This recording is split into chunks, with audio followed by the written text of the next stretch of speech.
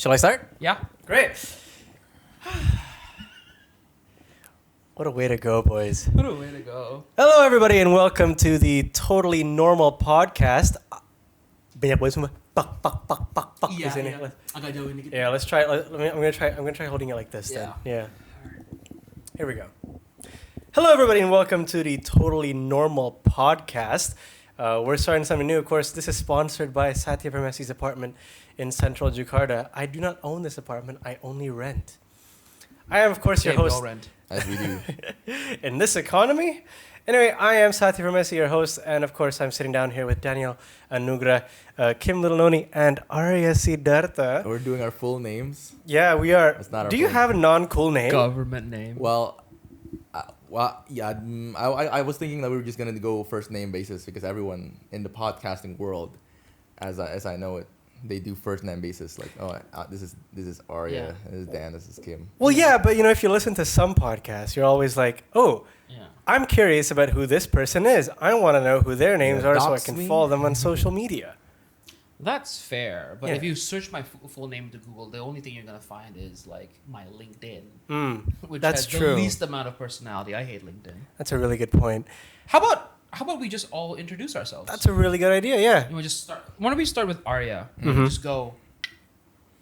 How much information should I give out? Just as much as you're comfortable. Anything that wouldn't, incriminate you, you know. Well, my name is Arya. I'm a writer, journalist. Maybe I should say former journalist. But you never. It's never a former journalist. Yeah, I'm a writer, journalist, and I'm 27 years old. That's gonna play really great when we go back on this podcast several years down the line. To be 27 years old. Yeah. Yeah. Moving on to my co-host. Yeah. That's you, bud. All right. My name is Kim, Kim. You can call me Kim. I'm currently work as pengacara, pengangguran banyak acara. Yeah. I'm unemployed, but I used to be a teacher, and I'm 26 years old, and I'm completely normal, and that's why this podcast is called Real. Totally Normal Boys. All right. Are we normal? I don't know if we're normal. I mean, I think our audience can find out. that's true. That's a good point. Daniel, Yeah. would you like to introduce yourself, buddy? Oh, I thought we were going this way. You're not going to introduce yourself? No, I'm going to first? introduce myself last because I'm Oh, okay. Thank you. So most nice. special You're person. So nice. I'm Daniel. Sorry, Daniel. Anyways, I'm Daniel. I'm 28. I am a sort of do everything that's related to media kind of person. Generally, just I do a little video editing. Are you a journalist too? If you can call that, I don't think I was ever like a fully journalist. I never worked for like a newsroom or anything like that. But I did do a lot of like media work related to like journalism adjacent, basically covering current affairs and stuff like that. But yeah, and I'm a general. I'm gonna sound so pretentious when I say this. I'm a general culture enjoyer and curator because like my work is like a lot of photography, a lot of like sometimes music creation, sometimes video curation, and so I kind of just get to dip my hands in a little bit of everything. Not an expert, by the way. I just vibe through it as best as I could. So Yeah. yeah. Casual culture enjoyer. Yeah.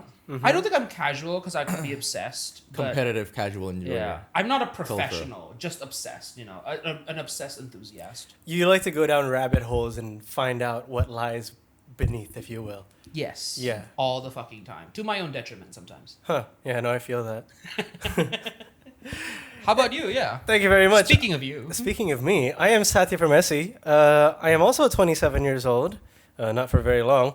I'm also a journalist. In fact, there are quite a lot of journalists sitting down in this. I wonder what happened to the industry that got It's us such a to, thriving industry too. being where we are now. What? Yeah. Such a thriving industry too. Oh, such a thriving industry. It's Yeah. amazing. Such a, We're all- yeah. we're all you making have a big- future in journalism, bro. I promise. Big We're all time. making big bucks, which is why Big we're time. sitting down in this apartment making podcasts. Oh yeah, no, and not on our 100%. jobs right now. Ayo. Damn, look at the job haver over Yeah, there. no. No. This is our job now, boys. Resident job Am I the haver. only job haver? You kind of are for now, yeah. Yeah. For now, yeah. For now. More like the Totally Broke Boys podcast. Bro. Which is what makes us normal. Yes, indeed. Hey! It's just a part of Damn, life. that's It's a good part of one. life, Being isn't it? normal is Yeah. being unemployed. It's part of life. Indeed. Yeah. You are an abnormality if you have a job. Yeah. No. Well, Late so stage Daniel's the capitalism. abnormality. I am. Mm. I've always have been though, so.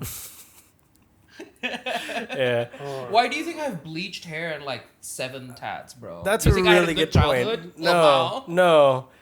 I don't want. I mean, I don't want Yeah. to speculate on anybody's childhood. We all had, this afternoon. everyone except Dan here has perfect childhoods because we don't have tattoos or bleached hair. Oh yeah, no, it's amazing. We had perfect honestly. childhoods, all of us. Yeah. And speaking of perfect childhoods, we've always been very interested in from our youth all the way to I guess now. Tomorrow I'm gonna stop being interested, but I always wanted to find out what the current trends are. This is a horrible segue. By the way. It's fine. Go on. That was a segue I didn't even realize. bro. I didn't even realize. Bro, I know. I'm such a pro. smooth, man. Bro's- Former news anchor here. Whoa. Bro's so nonchalant about it. Completely nonchalant. Anyways. Totally Yeah, nonchalant. guys. So anyway, our topic of discussion today is fad/trends/ movement. I want to make a distinction between those three because there is a specific definition for each of them, right? I That think you is guys true. have. I think you guys have been reading up on it a little bit. I know some of you haven't been reading up as much as other people. Who? I'm not gonna name any Who could names. that be? Yeah. I'm not looking at anybody Certainly not me. at the moment. But what I wanted to define, of course, is what a fad is before we, go deeper into the topic. Because a fad is a short-lived craze, something that suddenly becomes wildly popular and perhaps spreads like wildfire before disappearing almost as quickly as it came. Completely different from what a trend is, obviously, which is something a bit more medium in terms of lifespan, months to years, things like. Damn, bro wrote all this down. I did. I came very well prepared. If How all the audio, diligent. all the audio only listeners are amazed. Oh yeah, at his how does this incredible- guy speak with and such you're just outing him. proficiency? You're just outing his cheat sheet. Mhm. Yeah, that's- big that's- time. We're real here, bro. The Yeah. Totally Normal podcast Yeah. is real. Yeah, You're real. We're totally real. and we want to nonchalant. try to be normal. Yeah. We want to try to be real, and being real is being normal. What is normal, Daniel? Let's not jump into that Don't rabbit ask hole me that just question. We'll be yet. here for 3 hours. Anyway, trends include things like plant-based diets, maybe not, or athleisure, and is driven by behavior or tastes. Meanwhile, movements are somewhat more long-term things like sustainability, which is driven by values or ideology. Now, I can think of a fad that has been, rocking the Jakarta scene recently. Yeah, I'm a big fan of sports. You can tell from my body that I'm a massive fan of sports. Yeah. And Padel's been kind of coming into Jakarta after infecting Yeah. Bali because of all the white people there. Yeah. Playing paddle and Yeah. then, interesting or attracting all the locals to join in on the fun as Attracting well. locals. Yeah, attracting the locals. A very colonial way of saying it, I know. Yeah, but I can imagine What'd you you are call going me? to get into that, aren't you? Sorry, what'd you The say? locals. Continue. Yeah, go on. I think deep down I am white on the inside. No, but I think, and I'm gonna touch upon this later on once Oh, we go go on. into it because I talked to some people and they had some good takes, hot takes, but good takes.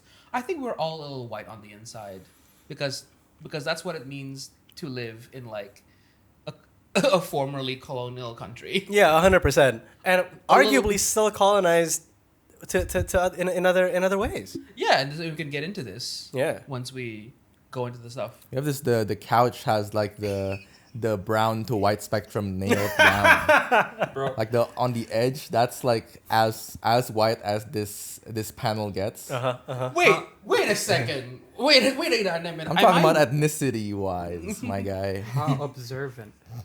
Why don't you tell me your ethnicities and what makes you think that you're the least white person? I'm in the this? Yeah, least do white tell, person? do tell. Yeah. Arya, I know what you want to say. Don't say it. I'm not gonna say the inside joke that I have with you. We're just gonna skip past that. But Very I feel well. like I don't know. It might be a toss up between you and me. I don't know your ethnicity, but Right. I feel like I didn't mention this in my introduction, but I'm Balinese. Like I'm ethnically, as much as ethnically Balinese can mean, we're basically like Javanese, but like Oh, you But, like, can't say yeah. that. What, Spicy okay. Japanese. yeah, we're like slightly spicier, more maybe slightly tanner Javanese. Balinese is just spicy Japanese. You heard Yeah. it here first, folks. Jesus. Oh Hotter my God. Javanese. But anyway, yeah, I mean, like, as far as I recall, I don't have any like mixed heritage. If we go back to the future podcast and I find this out and I'll share obviously. As far as I know. But like, what about you, Kim? Well, I was born in NTT, Mm-hmm. more specifically in the island of Timor, in the city of Kupang. So I don't know about ethnicities there because it's a capital city of a province. So there's a lot of people from different provinces. But what I do know from my parents is I'm of mixed race between the Oh, Chindos and then the Huh. people from Rote Island Oh. and from Timor Island. So how many Wow. ethnicities can you fit into me? It's like multiple. So I don't know what I call, and I just call myself Indonesians. And Yeah, yeah. depends on the occasion too. If it's a Chinese New Year's, then I'm the are you saying your NKRI price die, bro? yeah. I am a Bhinneka Tunggal Ika enjoyer so much. Yeah. Yeah. No, I can imagine. Power. Yeah. I like everything that's mixed because I am myself is a mix. It's myself. So, yeah, if that's what you call white spectrum, I doubt it because I'm the one in the brown spectrum. Yeah, you're Yeah. yeah. Yeah. Well, Yeah. Diversity, we love it. Yeah. Yeah. With everything. Bineka Tunggal Ika. Exactly. She bineka on my tunggal tila ika. Oh my goodness. No. You ruined it for him. No. That's it. We were I'm gonna having- stop. Yep. That's all I'm gonna remember now. Every time I. All right. We can proceed. Okay, The please. white Oh my spectrum goodness. bit has run its course. No, All it right. really has. Back to fads, guys. Oh, that's not okay. Fine, but in the next time, you two would have to talk about your ethnicities. Do you want to just Yeah. briefly touch on this then? Sure, I'll touch on my ethnicity. Yeah, why not? I'm Sundanese and Javanese. Oh, you gotta switch seats now. Whoa! You gotta switch seats now. Yeah, You're Sundanese and He's browner than Javanese. you. I am browner than you. Yeah. Sundanese from where? Wait, no, Cianjur? you. No, from Bandung. Oh, from Bandung. But yeah, I that don't know why I went straight to Cianjur. Yeah. no, Bandung All is a Sudanese people are from because Cianjur. Bandung is very hodgepodge, right? That is true. Right. And yeah. so people think, oh, if you're Sundanese and you're Bandung, that means a certain thing. But actually, all of us Sundanese folk came from Banten, Yeah. which What? that's a whole different. Yeah. Yeah. Yeah. Yeah. There's a whole kind of Yeah, like we'll pin that ethnic rabbit hole. movement, for- yeah. ethnic movement. Some wars were fought, and People were displaced. people were displaced. You Why know- would they move away from where they live? Yeah. I know? Yeah. Can I you see. imagine? So you're Sundanese and Javanese. May I ask if you're which one is your dad's side, the Javanese or Javanese? Yeah, my dad's side. fantastic? Javanese dad. What is that supposed to mean? Javanese dad No, and no, no, Sudanese I mom. mean, like- Tale as old as time, man. Yeah. It's tale as old as time. Right. We could talk about that later, but I am the quintessential Indonesian. exactly. So, yeah. Right, Yeah. right. You're like gubernur material. I am. You never know. One day I was thinking I could run for president. Like that's Yeah. always been like my goal. Up there, If he did, you know. we're going to spread this video as far as possible. Yeah. I thought the point was to spread this video as far as possible, though. It's a podcast. Messi's 2034. Let's go. Let's go. 2020 what? 34. No, 2034. 2034. I hope the country is still around yeah, by the it, time. it is Eh, still. I'm out. It, Toss it- up. it is still too soon. 2045. What, is this a 2045. presidency When bid? this country is 100 years old, Mhm. it will finally have a Sundanese president For the Finally. first time. Wow. for the first time. A Sundanese Javanese A president. Sundanese For the Japanese first time. president. That's as far as it goes. What a first. And then, yep, That's as I'd far be as the it last goes. president of Indonesia. no, Can we get arrested for this? no. No. No, I think we're We can okay. Continue to dance ethnicity. Yeah, Daniel, The what is your whitest person in ethnicity? the room. Yeah, you no, you say are. that. I'm barely white, guys. Okay, I have a white great grandfather. That's it. I am one. What form of white? 16th, 1/8 Australian because Australian? Australian? Yeah, Australian. because my grandmother was Ozzy.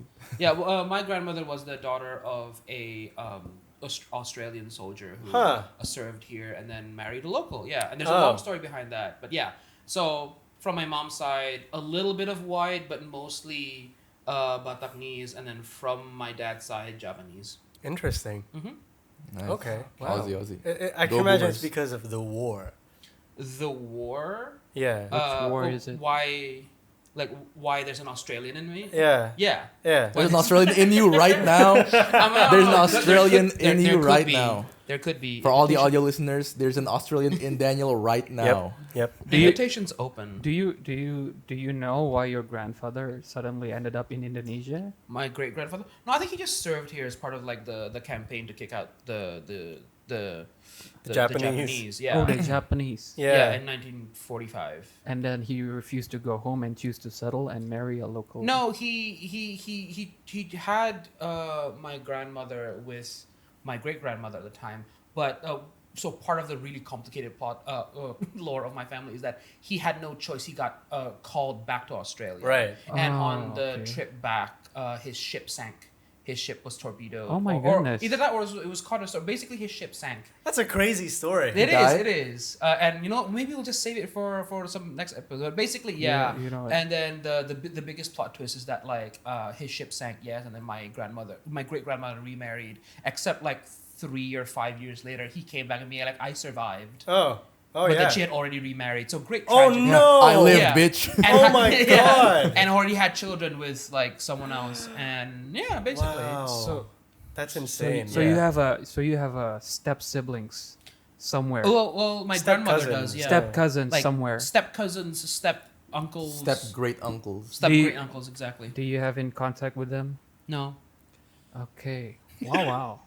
I'm barely in contact with my extended family as it is Yeah. for a lot of reasons, obviously, but like I just don't feel necessarily the need to Reconnect. reconnect or strengthen those bonds Right. because like the bonds that I have with all of you, Mm-hmm. you in particular, Messi. Oh man. so Him in much particular. Yeah. Were we playing favorites? So we'll move We are on. So kind All of- facts. right. Okay. Fine. Yeah. Fads. All right. Fats. We have gone so deep into the cul-de-sac that we completely forgot what our subject was. Fads, guys. Yeah. I was talking about paddle, but I can imagine all of you, as if we didn't talk about this last week, all of you have done research into your own fads. Yeah. Yeah. We all have Do done tell. research. Even interviewed people and stuff like Oh, that. really? I did. Sure. Well, Go ahead. no, you go ahead. Yeah. I think if anything, there's like I went into this being like, okay, fads like Padel and what else is there? Matcha bars, ballet core shoes, especially on like Y2K fashion, because I think if we want to like be specific, we were like kind of honing in on like Jakarta specific, Right. like Yeah. Right. Jaxalite Yeah. things. And so I asked a couple of people. One of them has studied as an anthropologist, now lives in Bali and knows a lot of people in like the Bali scene, and like the Bali clubbing / cafe scene. So they know a lot of artists, DJs, influencers, and stuff like that, and they're able to sort of like be in contact with that world, but also greatly benefits from their training as an anthropologist. In fact, we'll touch on this later, but like their thesis was about the Bandung indie music scene. The Bandung indie music scene. Yeah, you know how like the reputation that Bandung has, like there's a lot of like indie bands there. Like they studied that as like an anthropological thing. And then my other source is again, I will not go into the specifics because they've asked not to be named and anything. Right, Both yep. of them. And so the other person, they work for like a market research agency in Jaksel. So they're also kind of being like, okay, their job is sort of being like, what's trendy? Yeah. Because their clients are gonna be like, Yeah. I wanna sell my shoe. What's up with matcha bars? And their job is sort of being like, that I guess. Right.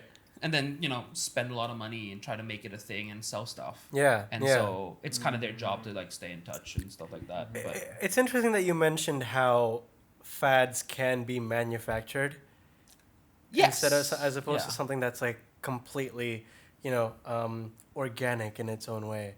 Like I feel like perhaps the most recent example I can think of are Labubus.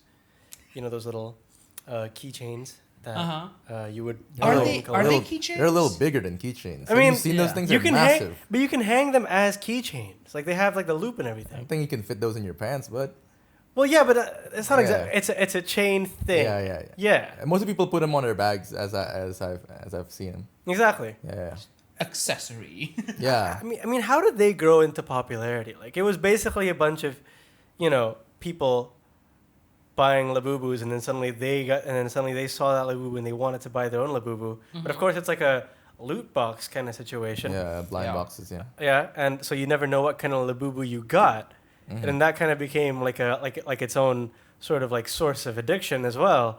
Like you want to keep buying more Labubus until you got the Labubu that you Yeah, wanted. Yeah. But I can imagine it all started as well because of like, was it like an influencer thing, or did people just see, that's cool, I want one? Yeah, sort of. Cause it's not just Labubus. I think cause like remember like Smisky boxes. Yeah. What are Smisky boxes? They're like Um, tiny men. Oh. Yeah, or like Sony Angels. Yeah. Those are other. My ti- God, empty where look in am your- I? Where am I They're being? all the tiny people. Yeah, they're Oh. like if you've ever gone into like a store and you see those like they're like faint green Uh-huh. Yeah, like those are little the stick Smiskies, figures. yeah. Yeah. Yeah. Those are Smiskies. I see. It's basically just like gacha culture, but sort of like made more palatable, I guess, for people here, right? Mhm. Yeah. Yeah. I think like it's like back then. It's like Funko Pops. Yeah, I remember that. Yeah. But if you didn't know what was in the Funko Pop, Yeah. I think that's more of a millennial relatable thing. Funko Pops. Yeah, but here, and then I think we're gonna touch up on this again later. Pretty sure. Sure. But isn't it interesting that like I remember the days when if you owned Funko Pops, people kind of like thought of you as cringe because you were like, oh, you're like a comic book fan, or like, oh, you're into Yeah, the nerd culture. yeah, your nerd culture, right? Yeah. And sometimes like when I look at Labubus, it's kind of being like, okay, it's the exact same thing, only one, you don't know what's inside, but two, it's also kind of like they made it cool, I guess. They did. They It's made- also like kind of like that. Because it's also like a sign of wealth. To Yeah. own a Labubu. Funko Pops. Really? Yeah. Yeah, no, Those big things time, go big for time. Yeah. really They're expensive. expensive, man. How much does a Labubu cost? Like this Hundreds, thousands of dollars sometimes, man. This is Dollars? This is where our like off-camera producer can go look it up. Yeah. Those. Okay, Jeff, pull it up for me, man. Yeah.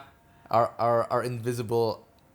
Yeah, pull it up for me, Jeff, and then send it to my phone. Yeah. So apparently, Labubus We're looking can. it up right now. A Labubu is sold for $170,000 at some point. Hundreds of thousands of dollars. $170,000. Is that like the most expensive Labubu? That's one of the most expensive. Like But how about the average average price? About $60. It's still more expensive than Funko Pop, I think. $60. I think it is a little bit more Sejuta. expensive. Yeah. Sejuta? One mil rupiah. Yeah. Million rupiah. And what does this doll do? Like It hangs on your It back. does Yeah. nothing. It's a it doll. does- It's a it doll, does yeah. nothing. Yeah. Just imagine the doll that's behind Arya right now. Yeah. But like different shape. Instead of a tarsier, it's a little monster. Yeah, it's a little Yeah. monster. Imagine Have a you little never seen one monster. A before? little monster. No, I haven't because it's always sold out. I just knew that there used to be a lot of lines to buy it, Right. Mm. Yeah. right? And people would sometimes even what's it called, rebut-rebutan. They would Yeah. they would fight over it, and they would say it's so cute, it's so adorable. I really need to get my hands on it, and I don't exactly like. I'm not a doll enjoyer, so I don't expect it to be that expensive. Like I thought it was going to cost like what 300,000 and stuff like that. Yeah, why would people buy that? And does people still buy that until now? That's a really good question because you talked earlier about how there were like queues in front of shops for right, people yeah. like lining up to buy Labubus. uh-huh. You don't see that anymore. The Yeah. the Oh, okay. fad. Are they Has fading away? Yeah, fading it's away. dying. Yeah. Oh, so As that's we why it's speak. called a fad from Yeah. fading away. I don't know. I don't think that- that's the. I don't think so. I actually. think that's I'm not what it sure was. Me when I'm being sotoy. Hey, we're all being sotoy here. right, bro. right. But I I'll think tell you you, got thrown off because I said fading away. yeah. That I was mean, just a brain fart. but on my end. but it sounds so cool No, though. no, the it makes fad, perfect sense. fade, Fatted away. faded Yeah. away, right? now what's really interesting is the fact that it's almost like a bell curve where it gains momentum at first and then there's a peak. And then just as quickly as there was that peak, it just immediately bubble just pops. drops Some off. pop, Yeah.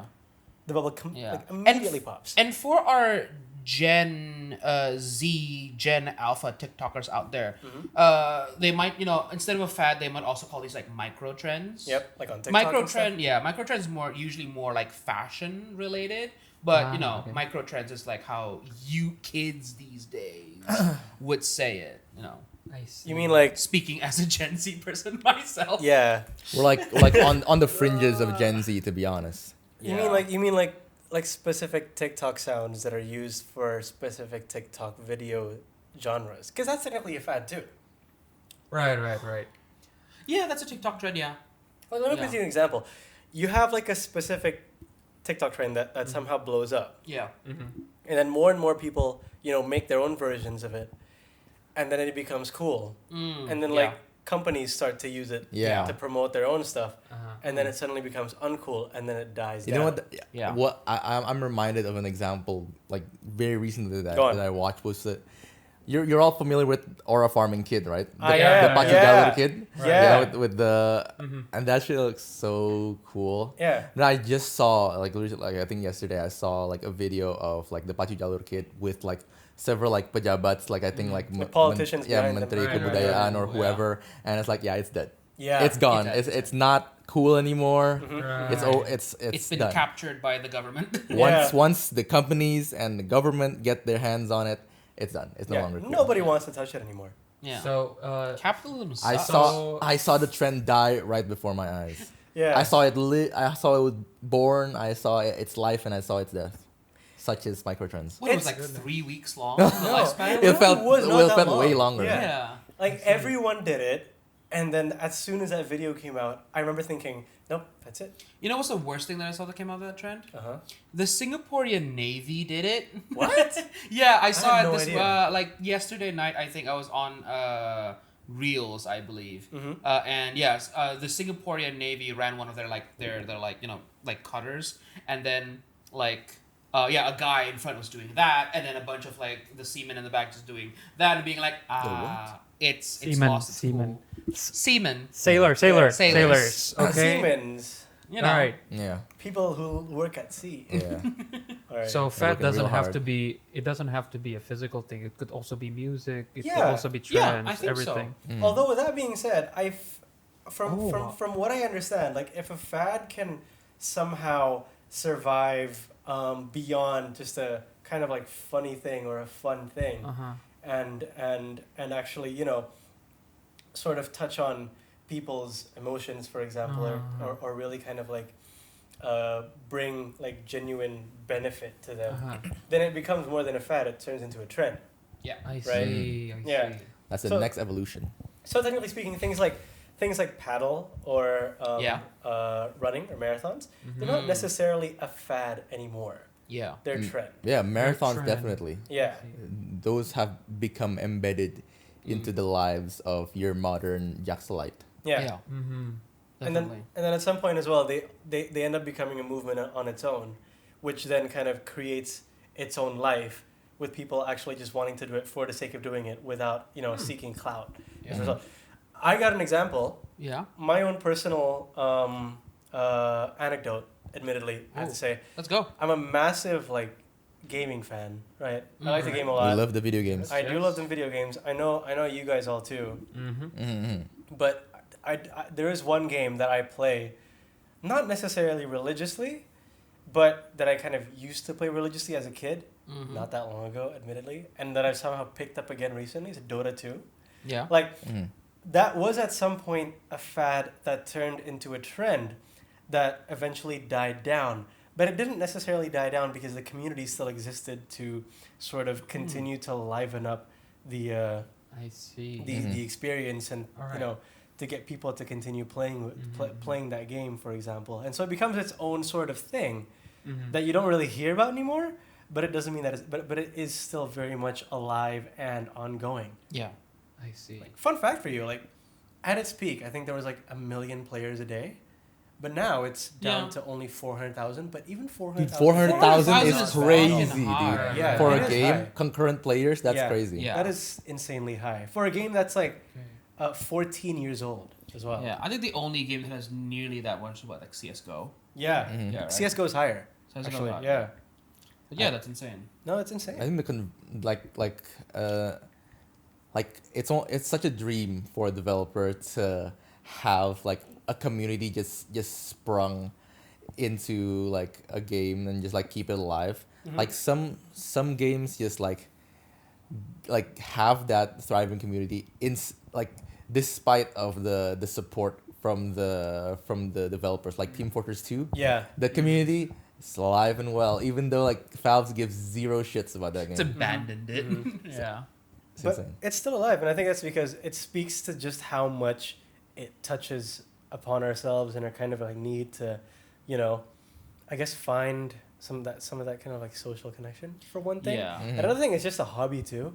You don't really care if anyone pays you any mind about whether you like it or not. It's just one of those things that you just like to do for the sake of doing it. Yeah, I think Yeah. people just yearn for a community, and that's why people really like these sorts of like things, Trends. because Yeah. even like the Yeah. Labubu things, like it's like it's like it gives you a community of like-minded people who do the same things that you do, Yeah. and like it makes you feel like you belong. Mm-hmm. Some touching on like what you said about like trends that like fads that transcend being fads and instead become trends and become like a lifestyle on its own. Things like Vespas, like owning Vespas. Yeah. Like the community, like from what I hear, like the communities around people who own Vespas are like so tight knit that if you have a Vespa and you're like stranded in the middle of the road because your Vespa's busted or broke down, which is apparently things that is a feature of with Vespas. It's not a bug; it's a feature. Yeah. Yeah. Like, It's part of the journey. if like Finest another Italian engineering. if like another Vespa owner just like runs into you, like they will 1000% like just stop and like help you out. Yeah. Because that's just like the community that's built around it, and I think that's like, it's a big part of the reason why some fads transcend, if like the community still exists around it, Yeah. So community is what separates a fad and a trend. Well, Kind of, Kind I see. of. It what allows But- it to Right. live to beyond, thrive. Yeah. to not- Well, the problem is that like I think the thing why we're talking about this podcast is not just because we're trying to be like, oh yeah, there are fads and there are trends, but I think initially when we came up with the idea of this podcast, right, or rather this episode, was because we do notice that like something's going on with fads Uh-huh. that. Okay, sure. Fads Like- have always existed, right? Like people starting podcasts. yeah, right. yeah, specifically men starting Unemployed. podcasts. Men starting podcasts. Unemployed men men. starting podcasts. Friends starting podcasts thinking, let's just record ourselves talking. Yeah, we have We're valid so opinions. funny and entertaining. We We're don't so need original. Yeah, Yeah. but the problem is that like doing this didn't used to be cool. I don't know if you guys ever like realized that. Well, like podcasting. Yeah, like Okay. no, because and not just that, but like fads in general, micro trends in general. I think because this is where we get into like the technical bit, right? Oh, go on. Yeah, because I think when you said that like a community touched on a community is what keeps it a trend live and well is true, but also you can definitely see what kind of there's definitely like a crowd that sticks around for the things that they like. Yeah. And there's also we're noticing like, and this is why we're definitely calling out like Juxalites on this. There's definitely like a crowd that like hops from one to the other. Like, hey, this is dead, Yeah, moving on. 100%. This is dead, moving Yeah. on, right? And so Yeah. like after like doing some research and like thinking about this a lot, I think this like the crowd that hops from one and the other, they're kind of like the people who didn't really have not genuine, who didn't really know what it was like to like or be interested in something Like just before the pandemic. like just like authentically like Yeah. sincerely liking something Yeah. because they like it. Yeah, right. Because like you're talking when you said that like, okay, now I'm getting back into Dota and liking it again and the community alive as well. But also, you were into Dota like 14 years ago. That's true. Right? That's true. Not And 14 then- years ago. Yeah, but Or like whatever However arbitrary, long ago it right, was, right? yeah, Or yeah. like, you getting into like you were like into like comic books and movies and like you even have started your own like podcasts and like, or like at least you're like A hobby- podcast? I don't know yeah, about where you no talk podcast. about like movies and stuff like that. But then like I think even before the pandemic, you're already like you're really into like cartoons and comic books and Yeah. like, stuff like that, right? I genuinely think that a lot of the people now that like the really annoying people that you see on like your TikTok or Instagram reels that are like, oh, doing this Padel thing today, and then there's a picture of them in front of their like Honda HRV and they're wearing their cute little paddle bag and their brand new paddle shoes and everything like that. That's very specific. That is very specific. Yeah. No, because that's the in the influencer model, Right, right? yeah, 'Cause yeah, it's yeah. the problem with it is that the people who hop from fad to fad to fad to fad, they're doing it because they are performing authenticity. They Right. think that being authentic is liking things, but they also don't know what it is to like genuinely like things, right? Like, for example, and like this change kind of happened during the pandemic, where like before then there used to be like I don't know, I guess like pop culture people talk about like where like there's the cultural pendulum and it swings, right? Right, yeah. Right. And then the pandemic happened, and I'm gonna quote my friend. It's being like, and then for about a year and a half, the pendulum stopped, and everyone was stuck at home, and everyone was lonely, and all we had was just sort of like our little windows on our computers and our phones where we could try to like Yeah. reconnect with the world. And everyone started And- making podcasts. Yeah, and stuff like that, right? Yeah. No, yeah, people started exploring like, oh, Bro, what does it mean to be authentic if no one is telling me what I need to follow? Right. And I think during that time, a lot of people were like, oh, liking things is cool, right? Oh, liking things is not cringe. Remember, because remember like the 2010s where like being nonchalant was the coolest thing you could ever be. Yeah. And yeah. then the thing So happened and millennial people, coded. yeah, it's so millennial coded. And then I think when the cultural pendulum stopped and no one told you that, oh, you have to be cool anymore, and just being like, okay, just be you.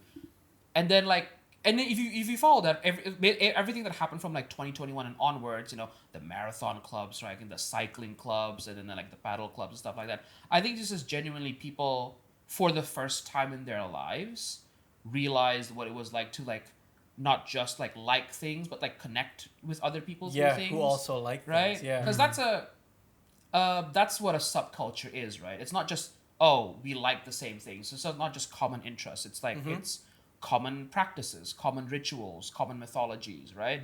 Like you can tell what it is to be like, oh, I'm a gamer, and versus like back in 2012, I really, really loved this game, and I had to go on fucking Pirate Bay and download Yeah. all the files, and it Yeah. got viruses on my computer, but at least I got to play Delta Force Black Hawk Down for the first time in my life because I loved it. Extremely right? specific there. Yeah, because Yeah. like there's a difference between like and I think right now the problem is that like some people are kind of like, I like this because liking things is cool. Right. But then when the thing becomes no longer marketable or popular, I guess it just fades out. They have to find their next thing to like, or else they kind of like fall out of the thing. I don't know.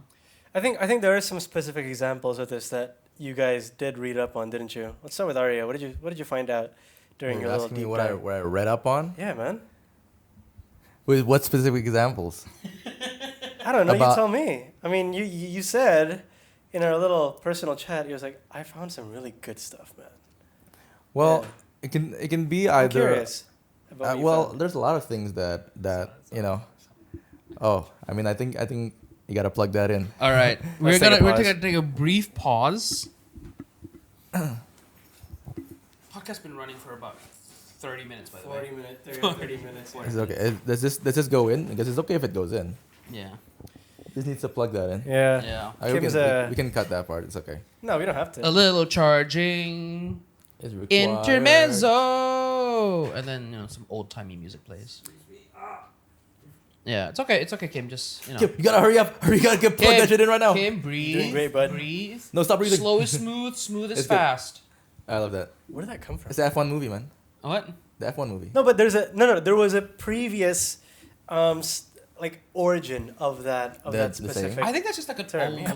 It is. saying. It's an old Yeah. racing It's term. an- Yeah. Oh, really? It's, Yeah, it's yeah. Old specific racing for term. racing. Slow is smooth and smooth is fast. Oh, I see. I thought that was a military thing. Anyway, might- welcome might be back to both. the Totally Normal podcast. You're still with me, Satya Pramesi, and Daniel Anugrah, Kim Lilanoni, who's just had to Charges computer that's there, recording this laptop. podcast. And of Please course, forgive us. It's our first time doing podcasts, so it's gonna be sloppy. Now we don't have to apologize for anything, man. Yeah. And, I'm not sorry, actually. Arya Siddhartha.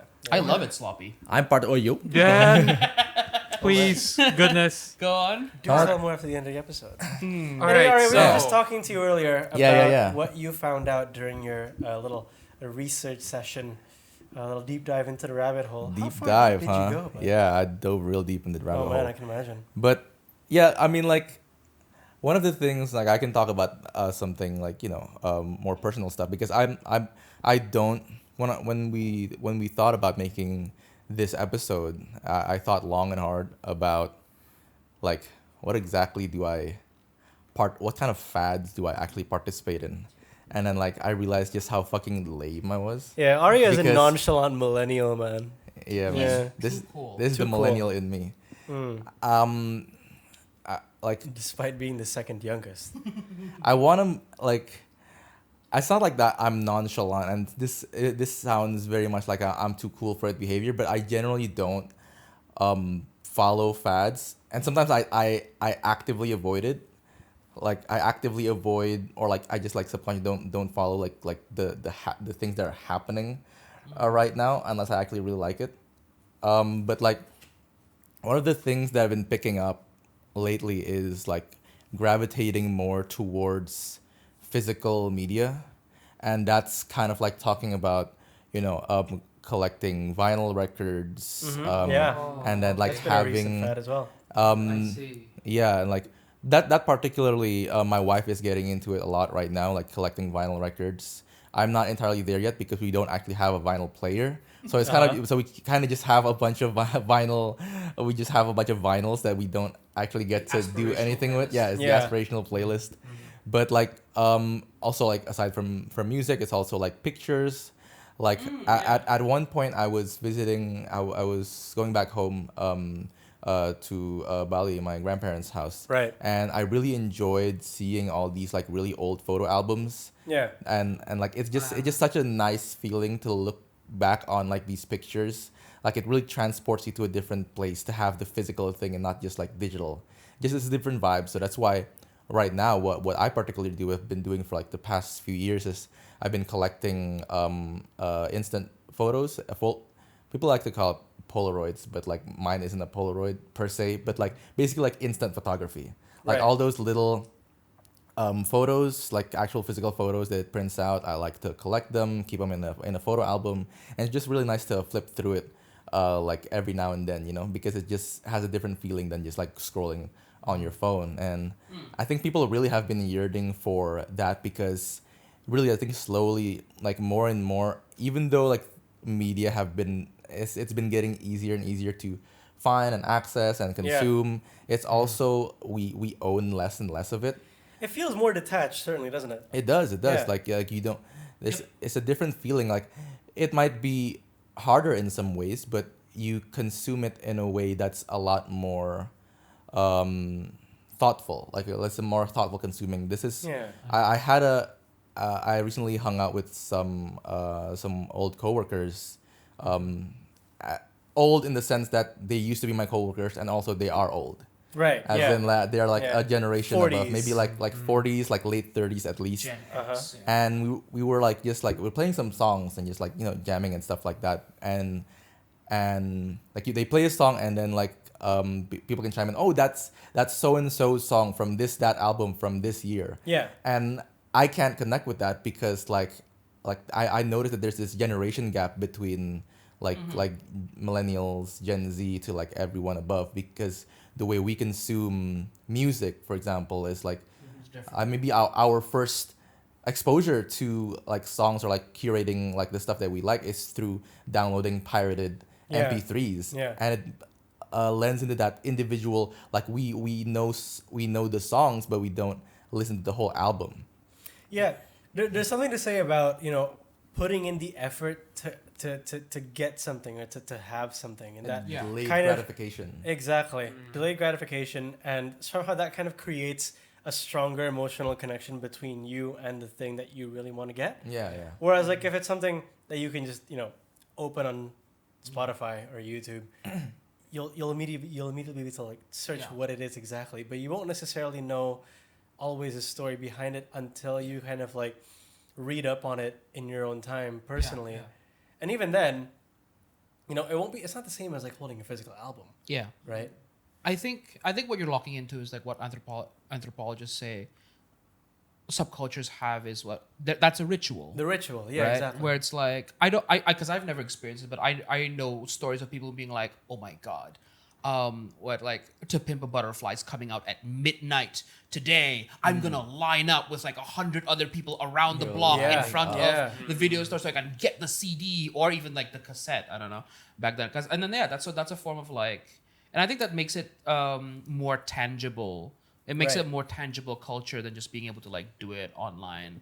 And I think I think because of the pandemic, but like the years after that, our generation is relearning what it is to mean that. Mm-hmm. Because I think, I don't know, maybe after like iTunes and Napster and now Spotify came out, we were all like, it's so much easier now Right, to yeah. immediately get the song. And then we forgot, oh, the rituals, the thing that I did with other people, the moments that we share, maybe I don't know, maybe you met your like best friend waiting outside of a disc Tara in 2004 because you're waiting for the newest Linkin Park album to drop, and then you're friends to this day, stuff like that. But this is what exactly that movement, what defines the difference between like a fad and a trend to a movement, because this analog movement of like trying to return to its roots and line up in front of CD stores to buy vinyls on on those massive plates. I forgot what they're called.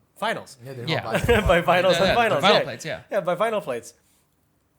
And kind of like spending time to just pick out the vinyl and listening to it on a turntable. That kind of brings back the ritual, doesn't it? Yeah. And it also brings back like the social aspect of like talking about the vinyls that you found. I don't know. I mean, Not to me, I feel like always. not but all the time, you're right, but the movement is certainly there. You know what I mean? At the Yeah. very least, Yeah. there's like you don't get the instant gratification of like, oh, like you don't get served on a silver platter of what is the good song, or like Yeah. what is the top song that you have to listen to, because Yeah. that's that's what's happening with like TikTok and like all the social media apps, which Yeah. like trending audios. And like, it's very corporate as well, isn't it? yeah, like it's very manufactured. This is the song. This is the Yeah. this is the single this that is the came single out before that the you're album. gonna watch. This one, guys. Exactly. And it's like you can't fast forward that process if you're on analog media like a cassette tape or a vinyl, because you have to listen to the whole thing.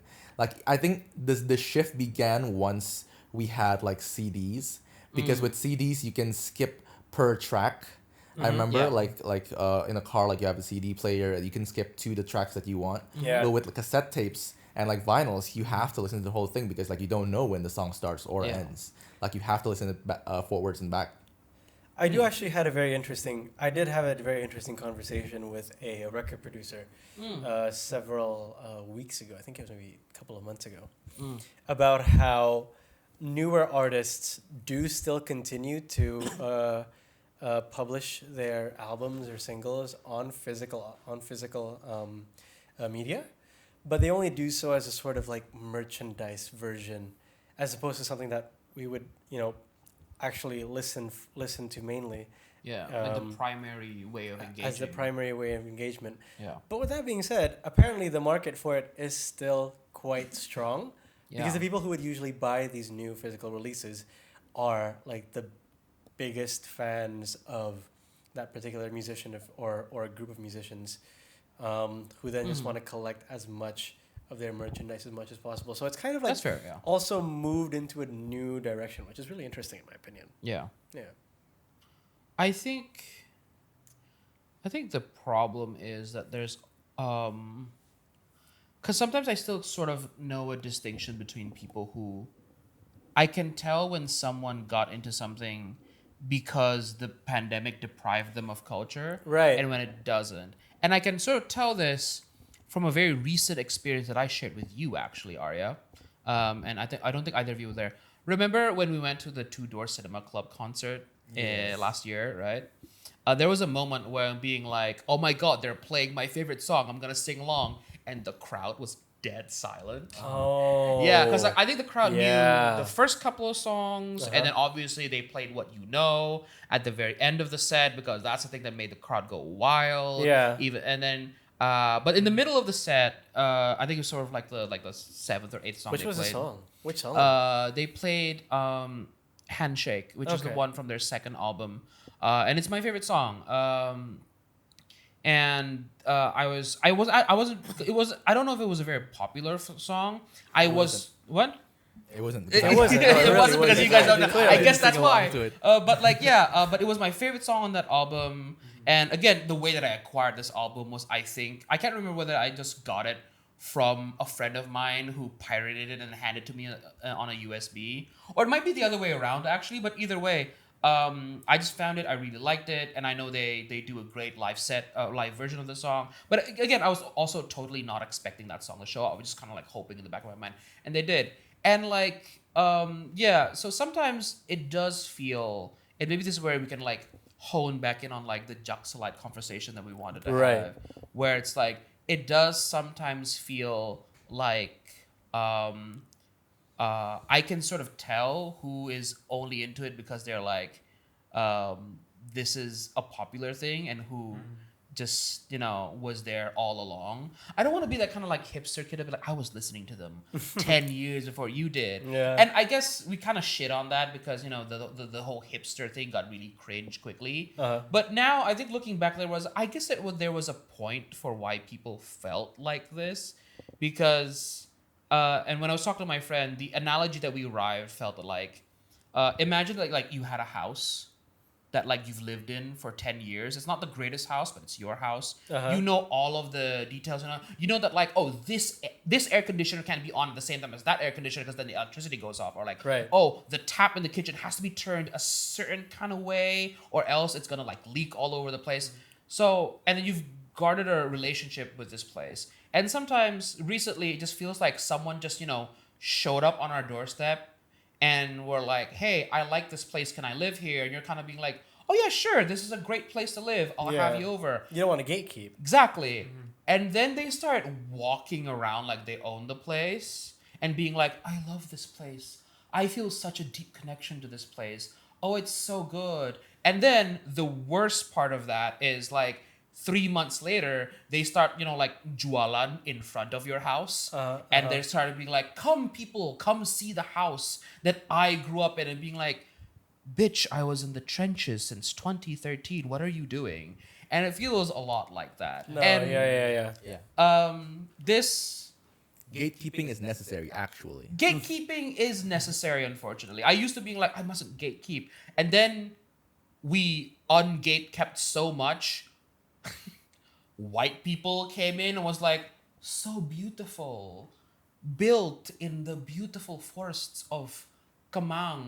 Welcome to our... And I'm really going to start shitting on people right now. Built in the beautiful former forests of Kamang. The healing forests of Kamang. Our self-care community center. You know what I'm talking Is this about? for like a spa? No. Do you know space available in Kamang? I do not. I've seen it. I see billboards Yeah, with yeah. space available. Yeah. No, it's space Okay, available. It's actual specific place. Yeah. Is it like a multifunction?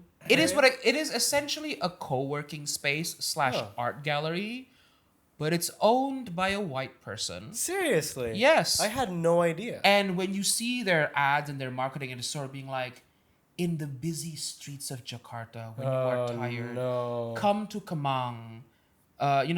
Built in the ancestral land, not ancestral, built in the old lands of Kamang, the Kamang tree that used to mean healing for the people. By the way, it doesn't. Kamang was just a random government designation given to Kamang. There wasn't a forest there. It was rawa-rawa. Okay? That is interesting. It was sawah. Let's be real. But yeah, and then there's a white person. Which is really funny because like when I talked to my friend, they were like, yeah, I know the guy who built that because before they built that in Jakarta, they did the exact same shtick in Bali. Yo. Yeah. This is the most surprising thing I've ever heard. Yeah. Exactly. Not. Yeah. And this is something that I think I want to like kind of talk about a little bit, especially since like Arya is here and Sure. you're Balinese. Token Balinese. It seems for lifestyle fads, if it's music or if it's art, I think it follows a different route. Yeah. But for lifestyle fads, and maybe you could use Padel as an example, it seems to be that the track is sort of like before it was popular in Jakarta, it was popular in Bali. Before it was popular in Bali, it was probably either popular in New York or Melbourne. Yeah. And that's sort of like the route that it follows. And I don't know. And so it's like there's a lot. There's a lot that we can discuss there. But like my take on it is, I feel like quite a hot take. But I kind of want to hear what you guys and what you specifically as a Balinese person. Oh yeah, the gentrification of Bali is so real, bro. But the way that like Bali just becomes this being like, hey, white people, you like? Okay, great. We can bring it to Jakarta now. All the What do you beach feel about clubs. that? Yeah. What do you feel about like gentrification? Yeah, not necessarily the gentrification, but how in many ways like the the sort of experience that you get in Bali nowadays, the kind of service, the products, the all of the places you can visit are in many ways catered to foreign tourists. Oh yeah, for sure. Yeah. Yeah, I mean, like it's like you have entire enclaves where it's like, oh, this is the Russian village, Yeah. or this is like the Aussie village, or what have you. Where it's like, like it's like gentrification has like taken such root in certain areas of the island, and like I mean like well, it sucks, like it's locals are being priced out of their land. And I mean back then, there's this sentiment among like Balinese people that I don't want to be like the voice of to represent all of Bali or whatever. I just happened to be from there and I grew up there. But like at least among like where I lived, there was like this notion, kind of like self-blaming notion that, oh, like this is our fault, or this is the fault of those people who sold off their sawas, or their fields and their land. Like this is their fault that why like this is why all the like white folk are like taking over the island, is because they sold it. But like that, so like we kind of blame ourselves initially from like, at least like for me, like I bought into that, like like this is like, why the fuck would you just sell it, But then like growing up and now seeing things for how they are, it's not their fault when they're shoved like billions of rupiah instantly. Yeah, that can be like life-saving money. Yeah, out of nowhere. Life-changing money. And like people own like large swaths of like land for like farmland, but they don't make bank out of that. Like Exactly. they don't make a lot of money out of that. But then you imagine like some wealthy entrepreneur from like wherever, like the USA or like Australia, and they're like, I'll buy your plot of land for more money than you'll ever see in your lifetime. And then they're like, hell yeah, like let me in on that, like. What am I gonna say? No. Yeah, duh. Like you can't. There has to be like protections in place, from the government to ensure that that people there can still hold on to that, but also live a dignified, like proper life and not be like poor as shit and hold on to their land for no reason. It's ultimately exploitation, isn't it? And Yeah, it's for sure. Just completely unprotected Yeah. families who, at the end of the day, when they see so much money, that means almost nothing to people from outside of the country. Then they'll immediately just jump onto it because it's the one thing they know they can count on. And it's not just. And it's not just like one-time purchase of sauce. I feel because this pretty sure that this is like a very well-established exploitative and like extractive system set up in Bali, and now we're like slowly just bringing it into Jakarta all the time. because I have a friend who used to work at like Potato Head Bali, Okay. and Potato Head Bali is also where Space Available guy used to work at. Seriously. Excuse me, but Yeah. pardon me, but what is a potato head? Potato Head Bali is a Bali. It's a beach club. It's a beach club. It's a Beach place club. where people Yeah, yeah. party Yeah. and drink at the beach. Yes. Alright, I thought And it's some sometimes sort of they play Padel there as well. That's Yeah. how it started. Yeah. I see. Yeah. But yeah, and this is not specifically a knock on like Space Available or Potato Head Bali. This is just sort of like the trend of the island. It just seems to be like there's always going to be a white creative director Right. Yeah. or like executive something there, and they're going to be earning like double digits, like 20 million and above. Plenty. And then there's going to be like the Jakarta and Bandung imported sort of like middle management where they're like creative directors, marketing agents, in like you know like stuff like producers and stuff like that. And they're going to be earning. They're still going to be underpaid, but then they're going to be earning roughly around like 15 max. And then under there is where like the local Balinese populations are actually going to be working, where they're going to be learning 10 max, often lower than that, where they're going to be they're going to be like the service workers, the satpams, or the guys who like are driving around the buggies, the line cooks and stuff like that. And and like I think the dark side of fads, particularly when we start getting to maybe less of like the labubu kind of fads and more like just like the paddle type of fads and like the lifestyle type of fads, is that it's like this cannot be maintained unless that kind of structure is in place.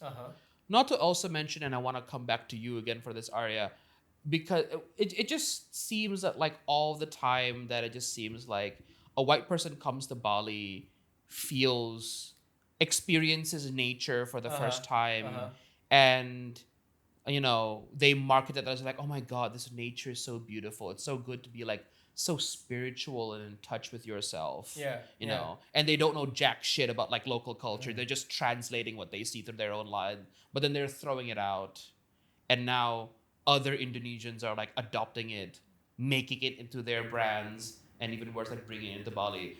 I just want to know what your take on that is. Well, like it just feels a lot of the times now that the like people in Bali don't have agency over their own island because nobody owns anything. Because it feels like all the businesses, all the cool spots, they're rarely ever owned by like Balinese people. So a lot of the times like like we try to cater to like the very much the white idea of like what it means to be spiritual or what it means to be like connected to nature. So I feel like a lot of like people don't really get like what it means, or like what is the idea of like Balinese spirituality. I'm not here to harp on about that exactly, but I'm not like the most spiritual person. But like like Ubud resorts and like the yoga stuff like that, those are all very much like things that are imported into because white folk come in, and then that's what they feel like spiritualism is. And then they just slap a coat of paint on it, and this is the Bali style of spiritualism, But it's like it's a lot more like it's like painting it with like a very like broad stroke, like spiritualism to them is like meditation and vegan diets and yoga and all that stuff. That's not necessarily a thing that Balinese people do. And not to paint like a broad stroke, like everyone does this, or all Balinese people do this, or all Balinese people do that. But it's like, this is a white person's interpretation of what it means, and people eat it up because it's like, it's just there, and everything else, like everything else just serves as like a really nice backdrop, basically. Yeah. There's this almost And I think social media plays a role in this as well. Yeah, sure. And not only social media. Before social media, there were movies and TV series and things like that. Eat, pray, love. Honestly, that was the first thing that I thought of. Because Yeah. I was actually in Bali the other weekend for my cousin's wedding. And we were just, I forgot exactly who it was that we asked if there were any beaches that we could go to that were perhaps a little bit quiet. Mostly because we know how crowded the beaches can be. Yeah. And we kind of wanted a place where we can just kind of sit down and relax because we really enjoy doing that at the beach. Right? Yeah, You know, obviously. sitting down, relaxing, having a book, or maybe just, catching the waves every now and again. And somebody pointed out to us, what about that beach that was in Eat, Pray, Love? And I was like, wouldn't that be quite, like crowded and stuff? Because I remember going there back in 2015 Yeah. for a school trip or a post-graduation trip, actually. Yeah.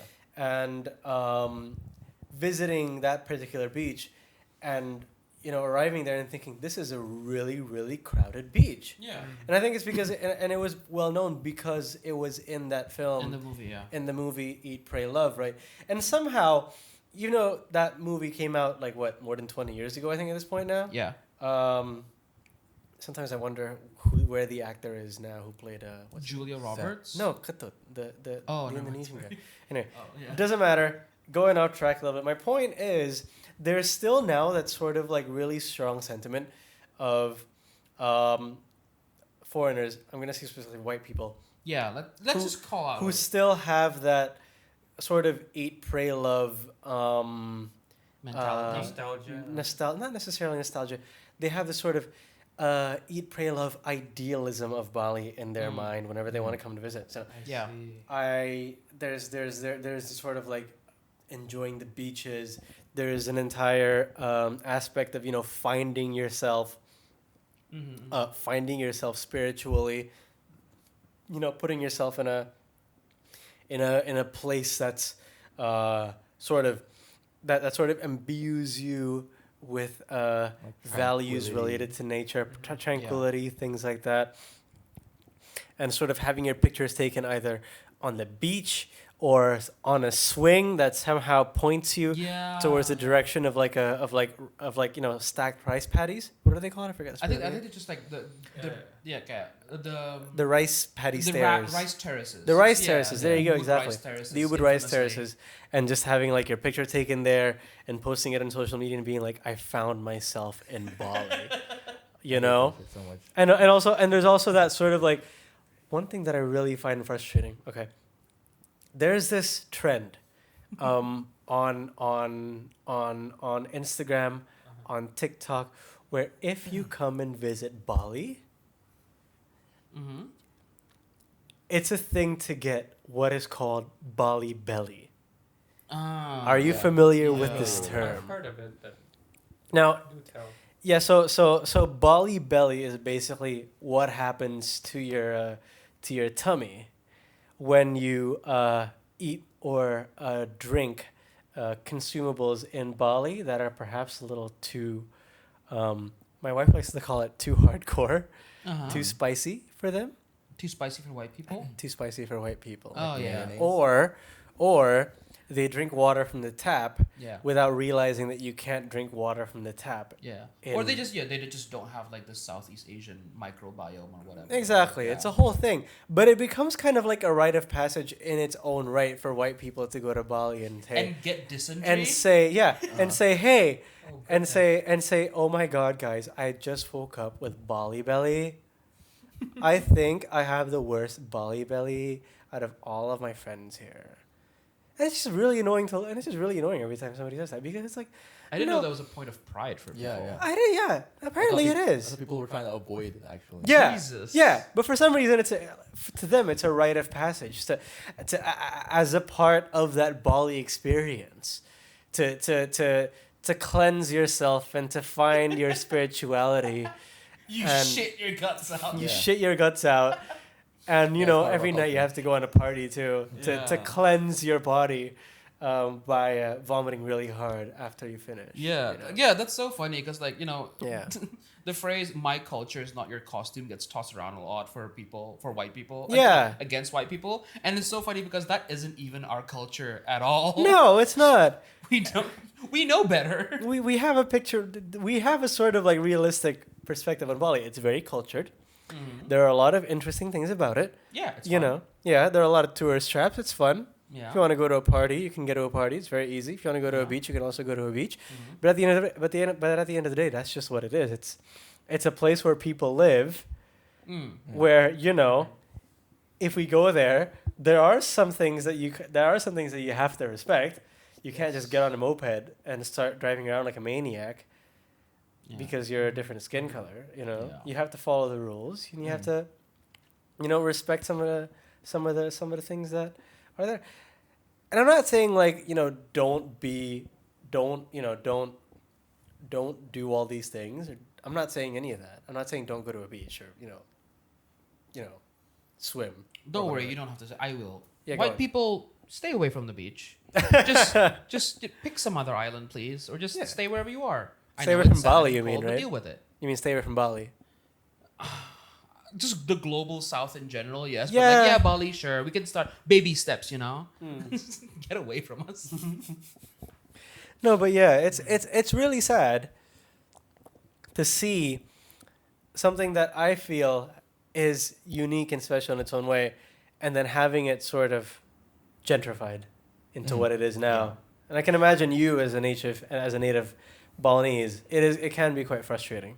Yeah, it's frustrating. Like again, it goes back to the agency part of it all. Yeah. Like I don't think it's necessarily. I mean, I'm not gonna rag on tourism when I partake in touristy things a lot of the times too. Yeah. I'm not ragging on tourism just per se, but like the state of tourism in Bali right now is that it's in a state where the people who live there and call themselves Balinese don't actually reap the benefits or get to make any decisions on their part Yeah. Yeah. on where the tourism goes, like what gets to be built, where, how, and like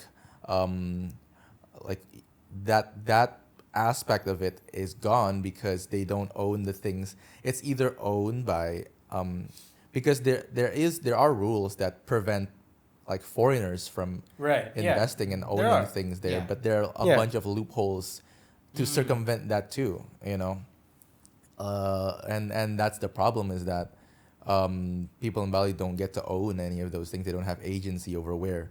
Well, the most basic thing is like whether they get the biggest share of the pie to begin with, and also like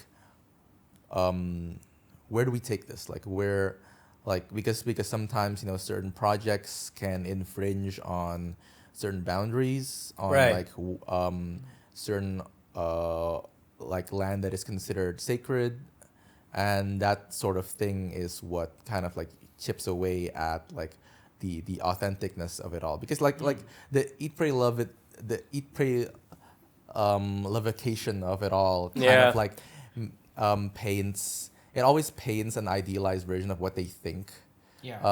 Bali is like a tranquil, like peaceful paradise where everyone is in touch with nature and at peace with themselves. Yeah. But it's not that, it's No. not it's not so monotheistic, monolithic. Yeah, not so monolithic of a culture. Like the culture in Bali can be like busy, it can be loud, Yeah. boisterous, and like really, really Yeah. like out there. It's like it's not the image that they have in their heads, and like if you don't allow that kind of like agency, or there's no way to give like people from the agency to decide where they want to take the tourism, Yeah. it's just Yeah. going to go in a way where they believe it should be. Yeah. Like from their outsider perspective. Yeah, that in itself, that perspective of like eat, pray, lovification of Bali is a very colonialist and quite what's the specific word for it? Patronizing concept Yeah. or patronizing idea of what a person is that lived in a specific place, isn't it? Yeah. Yeah. There is a. I think I think anthropologists and other people call it just like the Orientalist lens. Exactly. Where it's exactly. being like the exotic jungles of the East. Yeah, You know, where it's yeah. like where the men are savage and the women are beautiful. And then like I mean, obviously we don't talk about it in those terms anymore, but No. it's very, very clear. It's evolved into new vocabulary. It's evolved into new vocabulary, but it's still the same kind of relationship. very similar. yeah. Right. And I think it's very, very sad that that's like what's happened to Bali. But But you know, it's like Go ahead. also kind of like I can draw an example to like Japan actually, Okay. because of you know it's like people.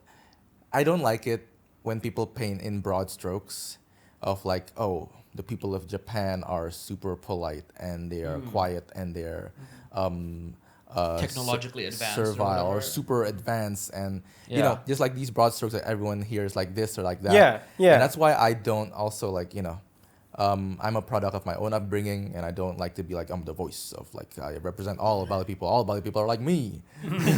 So it's like Yeah. and that becomes the case a lot of the times because you know, like I'm usually the only Balinese person in the room, and I really sometimes like am uncomfortable with that because I'm not I personally don't think I'm a good representation, you know what I mean? Right, yeah. And so like I like it in like when there are like videos or like things that show Japanese people in a different light, in a more Yeah. authentic light, in a more like diverse light. They can be loud, they can be like you know, also like expressive and like Yeah. kind of like even when they're like unruly and drunk, like things that are outside of like Japan. It's like the land of the Welcome to Japan. the good minorities. Yeah, like exactly. One of the good ones. exactly. I like when you show like you know, like there can be some like Authenticity. Yeah. Yeah. yeah, like people can be, you know, it can be different. It can be Yeah. like it's not just that kind of like Yeah. people, you know what I mean? Yeah. Yeah. Thank God for like street interviews, right? Honestly. I love Just street randomly interviews. walk Yeah, up yeah, to like yeah. a drunk Japanese person and they were like, Those are the most authentic Japanese people. I yeah, think. no, yeah. In their natural state, drunk. So, as we've recently discovered, the Total Normal podcast is actually a very leftist, very sort of socially critical. What the get me out of Oh, here! No, yeah. it's not. What do you Get mean? me out of here! About living in the global south. Alright. As a, Hello, what is comrades. Welcome. One of the things that I also want to point out is how, and it's in other ways too, not only have we, you know, tolerated that sort of behavior, in some cases we've also kind of adapted that behavior and turned it on its head and sort of against other countries too.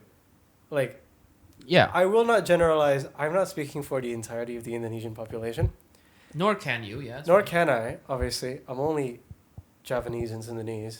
That's like, Yeah, You're basically 50% of the population. yeah. I'm basically 50% of the You can represent population. all the Javanese and Sundanese people instead. Oh, yeah, no, I can. I definitely can. The voice of Java. I and give you the Sunda. Javanese passport. Thank you. I appreciate As a it. fellow half Javanese Yeah. man, I give you the I pass. get What the up, my pass. Java? I get the pass. What up, inland? I can say it. Can I say that? Yeah. I can say it. Can I say that? I have What up, Javanese blood in inlander? me. No, but there's also that sort of like, you know, a lot of Indonesians look at other countries and then they just make generalizations about the people from that countries. That's fair. Yeah. You know, and I wonder if that's sort of like a sort of like, you know, hand me down. I can't think of a better word for it. Mm-hmm.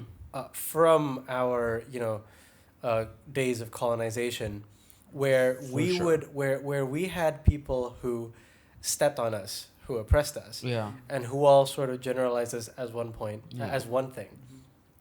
And then moving on to the present, where we still have people from other countries, other lands, who have stepped on us and also generalized us into a sort of monolith of what it means to be Indonesian, unless you're Balinese, and then you're just Yeah. Balinese, you know? These darn Balinese. And then as a sort of like response to that, we in turn or many of us in turn also generalize other countries and other cultures without really having a complete understanding of what those countries and the cultures are, and that they're not really a monolith, and that they're Yeah. more of like a mosaic of many different things that you can't really be generalized about. I Or think- we I can't think really I be dis- generalized, I think I kind of disagree with that when you Do said share. that. Well, yeah, I mean, like when you said that we adopted this behavior from Just keep talking, He means, it's fine. get the mic closer. Just get the mic closer, is what I'm saying. Yeah. Continue. No. I thought you were looking at something small and moving, like flip that. Why would I do that? Anyway, you were saying. Go All ahead. right. So, I think when you said that we adapted it from colonialism, and because we were oppressed, because we were generalized, then we in turn oppressed, sort of, and generalized on other people's country. I think this generalization and what do you call it? It's kind of like paint a huge brush of another things precedes colonialism itself. Right, okay. And then colonialism is just magnifying it. It just like give you like the systematic ways to do it. But like I think it's actually kind of like older thing because let's not forget. I mean, like we call ourselves Indonesians thanks to colonialism. Right. Yeah. Of Because- course.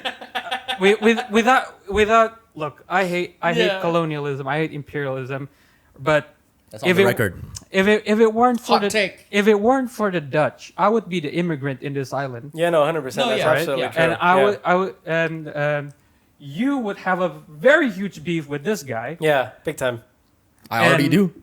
And like, I mean, Some real racist beef as well. I would even doubt your parents could marry if it weren't for the Dutch who No, became that's the true. bigger enemies. That is absolutely true. Yeah. And everything. And like, I think prior to that, there's also all of this.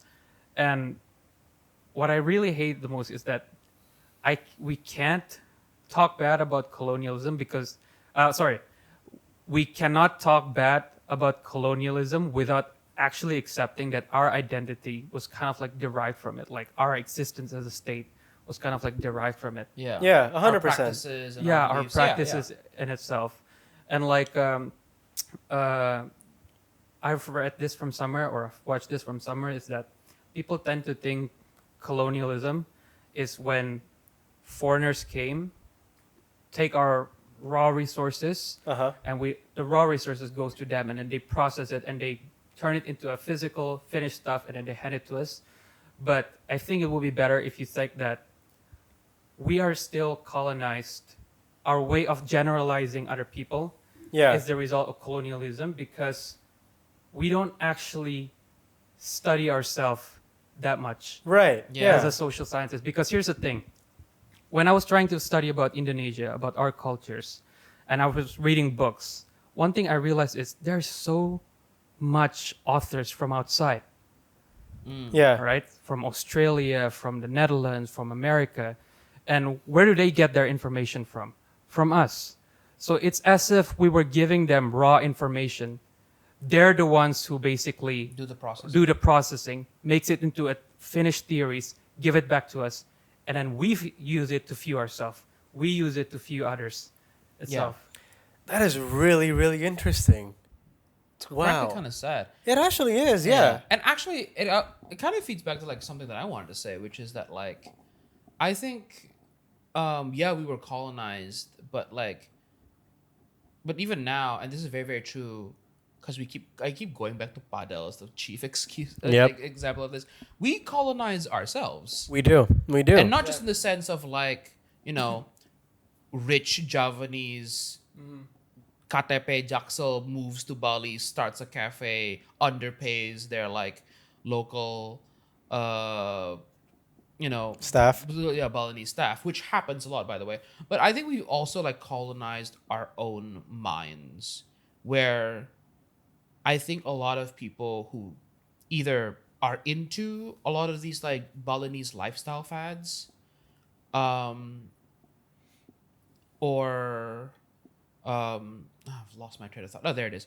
Yeah, a lot of people who like either want to live this lifestyle fad, they do it whether they realize it or not. They do it because it's what white people do, and they Right. aspire to be that. And this is also true of like non-lifestyle fads, because when I was talking to like my other friends, what they talked about was like they talked about like the music scene in Bandung, you know, all these different bands and right, you know, because like Bandung used to be sort of like, you know, that's kind of like where bands live and die, and if they make it big, a lot of them are from are from Bandung, like, you know, people like, techno scene, rave scene, noise rock scene, shoegaze scene, all the popular terms now, a lot of them come from Bali, and a lot of those sometimes are also like these influences also come from abroad, you know. But like going back to like what we were talking about, like just Padel example, I think for a lot of like people here, usually people who are like into these fads are like middle class, upper middle class Jakartans who want like the social and cultural capital that white people have. They want to feel like white people, right?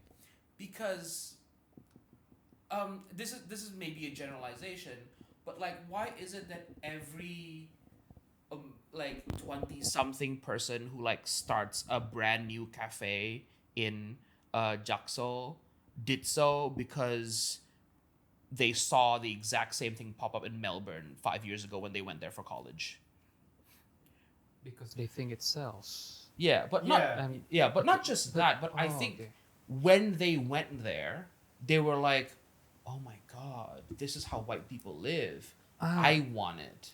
And then they bring it over to Indonesia. And yeah, and so kind of being like, whether they're just like, I want it because it sells, or, and this I think the more insidious thing is being like, oh, to be more developed is to be like those white people who sell $10 Okay. lattes and $50 like avocado toasts. Speaking about avocado toast, that actually brings it back.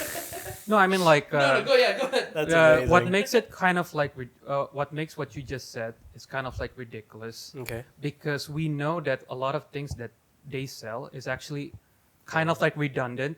It already exists. It's just Exists here. packaged more white friendly type of things. So for example, like I remember that time when everyone is so caught up with this vegan diet, with this Right, healthy. yeah. They call it mindful eating and whatever that is. Yeah. And I was like, okay, what is a mindful eating? It's when you think about very carefully what you put in your body. So eating, right? Yeah. Like I'm not Yeah. just gonna walk in the street, stones. I'm gonna eat. Like you practice mindful eating. Why do you have to like wrap it up in some like English terms? And for example, like the concept of healthy food and healthy diet, Yeah. right?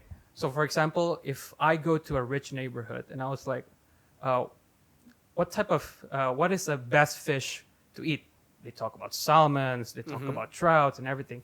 Very rarely do they talk about fish that we have, Yeah. right? And then everyone was like saying that, oh, if you want to detox or whatever that is, you need to have a vegan diet and less meat. And I was like, I remember I was thinking like, so basically makan di warteg aja. Yeah. Ya kan? Yeah. like- yeah. Gado-gado is basically Yeah. a salad. It is a Gado-gado salad. Your tofu's in your tempeh, Ketoprak, bro. Yes, salad. ketoprak No, yeah. is salad, but a little bit more carbs in it. With an egg as well. But it's just not cool enough if you said it Yeah. like that, right? You have to No. wrap it in some ways that could also sell, like you said, in Melbourne or whatever. Yeah. Like, why have a simple warung with eggs, with chickens, when you can have it in a very, very, what do you call it, fancy buildings, and the menu is in English. And I'm not saying it's a bad thing. I am happy that people started to take health quite seriously. But it's just kind of like saddening that in order for it to sell, in order for it to sound cool, Yeah. you have to westernize it a bit, Yeah. right? And if I'm not mistaken, like, have you guys heard the terms like jeruk California? Yeah. Yeah. Yeah. Yeah. It Like was a- like I heard that it wasn't actually from California. They just used the word California, so people would actually find a Associate buy it with something right? they Yeah. feel to be Right. luxurious. Yeah. And then when, like, for example, when we were the way we complement our brand, our national brand is that typically in the internet is like yang dikira produk luar negeri ternyata di dalam negeri. As if it's an advantage, right? Yeah. No, So yeah. for example, yeah. and when people said, "What? like apa ya, Cimory ternyata dalam negeri. Gua kira dari New Zealand, wah keren banget. So what if it's dalam negeri? Just that white people stuff, you know? Yeah. We have a real Exactly. sort of identity crisis with ourselves, don't we? Exactly. We Yeah. do. And speaking of, I think identity crisis for Indonesia is something that I would say we're not going to solve for a long time. No. We will solve it one day, but I don't know if I'm going to. I don't know if I'm going to be alive to see it because, once again, we weren't actually a single political entity that we've seen. It's actually a new thing, right? The idea of Indonesia and everything. It's all a 20th century's project, and like that's why we have to juggle between what makes us and then what makes us good. Should we have to borrow from other places, from other civilization in order to be considered developed, like what you said? And unfortunately, that's kind of like the thing that we have to live on until food and everything. Yeah. Even just the way that we perceive ourselves. And by the way, I think the lesson that we've learned today is that fads are inherently colonialist, and in many ways, I think, unless somehow, I think one of the fads that perhaps are not necessarily colonialist, although one can argue is a response to colonialism, Okay. is our sort of search for more, let's say, traditional clothing in our wardrobes for everyday use. Yeah. For example, although Are we talking about? just from the way that you're looking at me, I can imagine you're going to say that it is actually a colonialist idea in its own right. A little bit. I was touching you were about to talk about clothes, Uh-huh. and I was gonna like toss this over to Arya Oh, go on. because I know we love to talk about clothes. We are clothes masters. We are. Yeah. Masters of the cloth. No, but We're men of the cloth. there has been, this isn't necessarily a fad anymore. It's now kind of Yeah. turned into a movement of, younger people, at least people of our generation and younger, sort of looking for clothes that more represent their cultural heritage, if you will. Are you Right. talking about hashtag berkain? Like kabaya. Is that a thing? Yeah. I didn't know that was Is a that what thing. you're talking about? Yeah. Not necessarily, No, but no, yeah. I want you to finish your thought though. Not necessarily. I am curious about what you think of that because Oh. because in many ways it is a response to our sort of idea that luxury means white people stuff. Mhm. You know, like I have to say I've been appreciating a lot more. Goods made from Indonesia, Yeah. goods made in Indonesia, designed in Indonesia, and with a very specific cultural identity in mind, depending on wherever it originated from, and sort of wearing that as a part of. And by the way, keep in mind as well that I am very white. That's fair. Yeah, I'm very much like a third culture kid, so Yeah. a lot of this I'm quite. There's a part of your brain that's unfamiliar still with. heavily colonized. Yeah, 100%. Yeah, I agree. Same. Yeah. Same, yeah.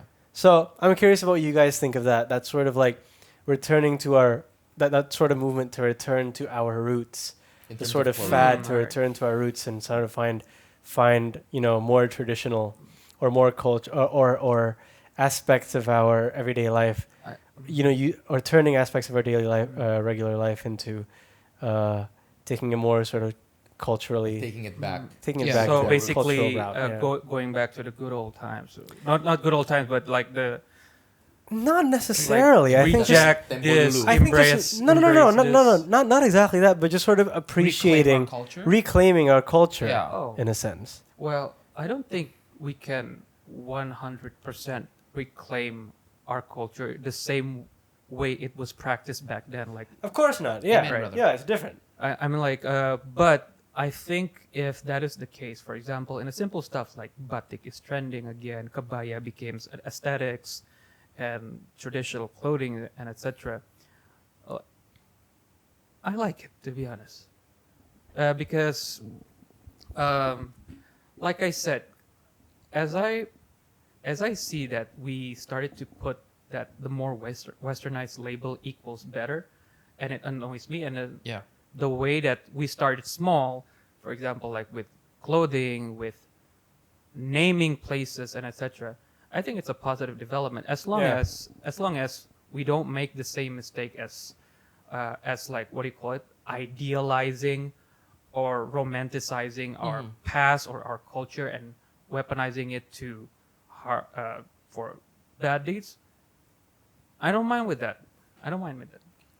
I think my take on this is very long and complicated, so I'm gonna let Arya go first. I want to shorten that a little bit. Yeah, I know because we're running out of time. Okay. Well, I mean, I'm going on like a more lighthearted note, but like it's fucking hot in here, man. Yeah, no, it's like it is. It it's is. like this is Very sometimes humid. people Not only is forget. it hot, it is humid. Sometimes people Yeah. forget that Indonesia is hot as hell. Yeah. Even for people living here. Yeah. But we've kind of conditioned ourselves in a way to adapt fashion trends or things that are popular from countries with such different climates from ours. Either that's Europe or the States or the Middle East even. So sometimes people wear not climate appropriate clothes, Yeah. which is why certain traditional clothes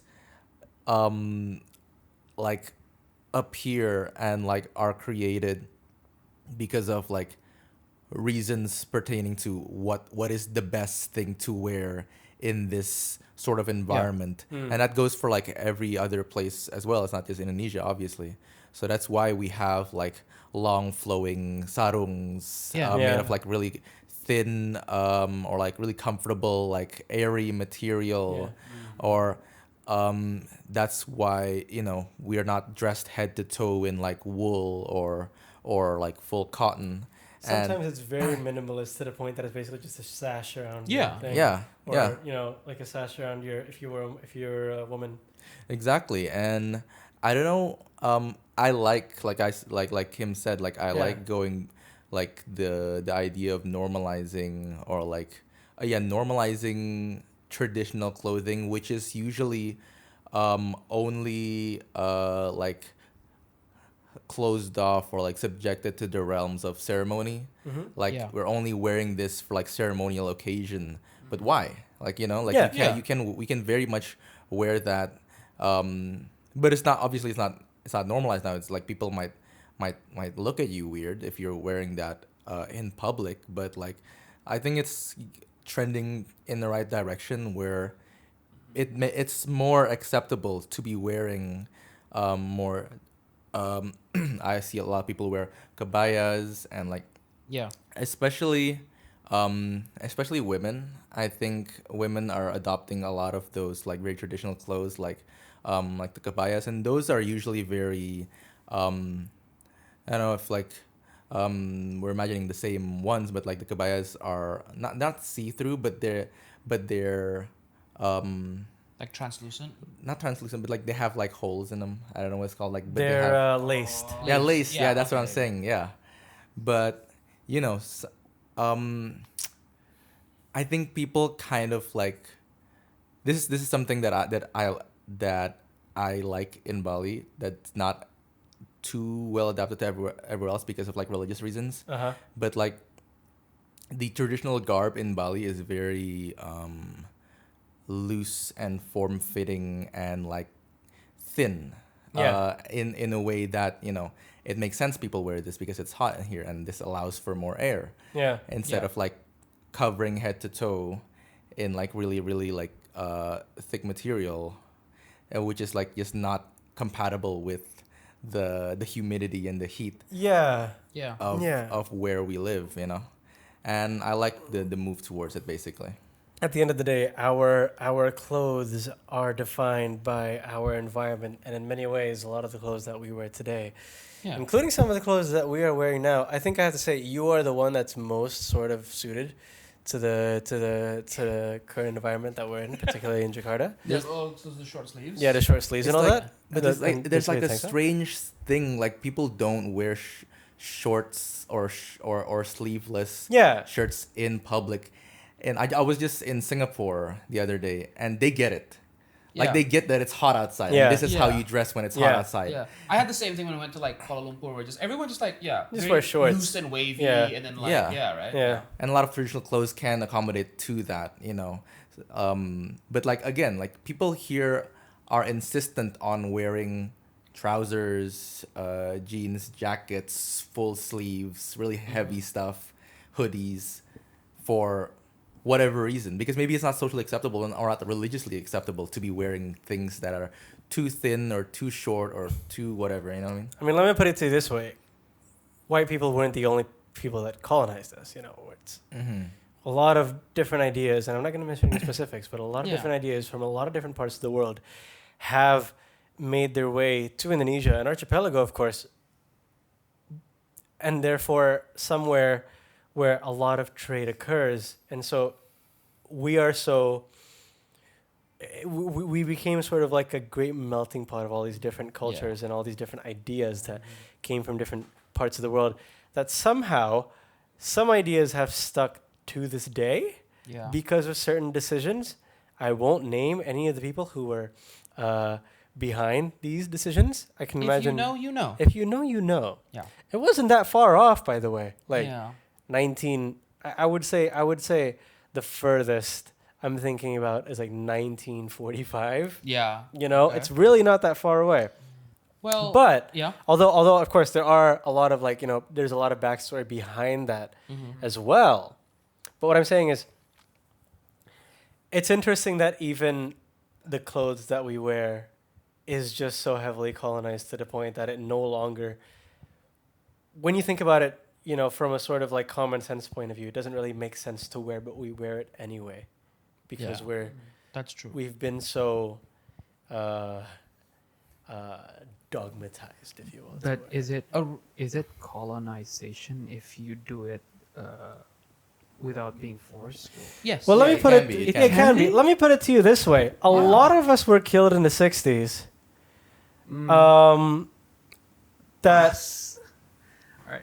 I'm not sorry. I don't mean to say I'm a communist, but a lot Right. of us were. A lot of people were. Some say perhaps up more than 1 million people were killed in the '60s, who followed a certain belief or who looked a certain way, which eradicated an entire movement in the country. So, and in many ways, our current society reflects that without us even realizing it. Yeah. Just for example, from the clothes that we wear. Yeah. I think. Oof, Yeah. gotten well, away from fads now, haven't we? Yeah. No, I think there is obvious. I think, yeah, I agree with you in the sense that like there is a distinction between direct colonialization and internalized colonialization, like the colonial mentality. Yep. But I think if we're just being fully transparent, the world would probably look a lot different. Maybe not good, but it would look a lot different today if white people didn't come and sort of like started telling us what to do, Exactly. right? But like, I mean, like, Well, just it is- yeah, because it's like, just think about it.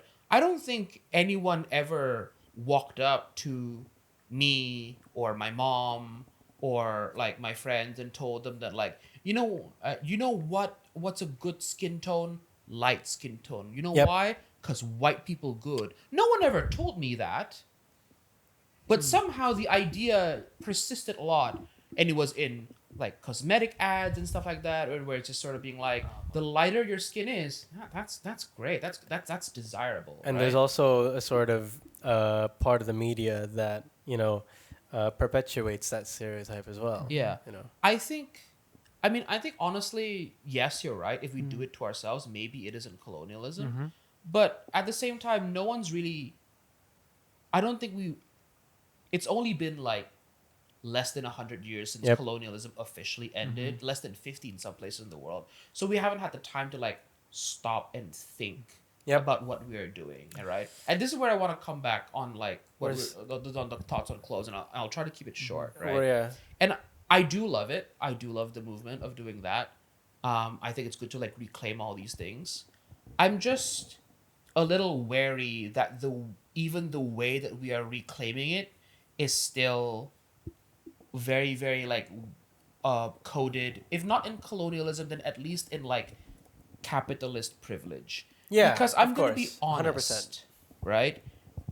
I don't think the movement got very, very like the movement to like wear kabaya, and even like, I think beginning like 2018 ish, maybe slightly earlier. Yep. The movement to like hashtag berkain, where people would like just show up to school wearing more like sarongs and stuff Yeah, like that, right?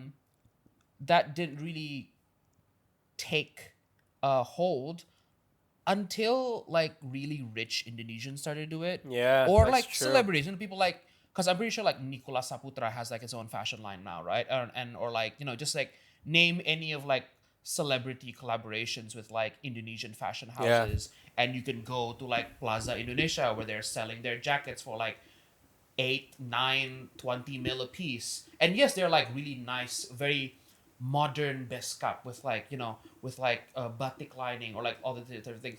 I think just be wary of like who is gatekeeping and controlling and who is allowing for these things, because obviously those people have a very clear economic motive for why they're doing those Yeah, things, right? yeah. And the saddest part of this is I think that like because I know people, I know family members who used to wear fashion like that all the time, Yeah. back in like 2001, where it wasn't cool. And so whenever, and they did it, one out of necessity, and one because it was like just practical, Right, like and I think a lot of people are doing it now mostly for clout, and I think that's something that we should like be careful. Like, yes, Yeah, we can no, that's a reclaim, good point. and that's good, right? And then the other side effect of that obviously is just like, like if you go to the pasar like 20 years ago and you wanted to buy like kain, it used to be like, oh yeah, you can buy it for cheap. And now you try to do it, and all the Shopee places and the TikTok shops have finally caught on, and now it's even more expensive. And the people who are like, hey, these are just clothes that I want to wear on like the daily, and now they're like, Yeah. I'm getting priced out of my own lifestyle, right? So there's that weird gentrification there happening as well. But on the up and up, that's not how the saying goes. But like overall, On the that's what I up was and trying up. to say. Uh-huh. Yeah, but overall, like, yeah, I do like that we're finding ways to reclaim this. But sometimes you're being like, yeah, we're claiming back our culture, but we're doing it in a very like white person kind of way, and it makes me a little bit uncomfortable. Yeah. And I'm also calling myself out for this because I wasn't into like, I used to think kabayas and like berkains were kind of, and like beskaps were kind of like super old and like really tacky up until maybe like 2020, where I like saw like Nicolas Saputra's, whatever his fashion house is called, they're like spring, summer, whatever. Like, oh, that looks cool now. Maybe I should adopt that. And being like, oh. Yeah. Oh, the And then hot they- rich people got their hands on it. Yeah. Now it's cool. Now I yeah. want to wear I it. want to be hot and rich too. Yeah. Exactly. Let me wear the sarung, right? And then like, I don't know, like my mom and dad were just being like, oh, that's what you bought?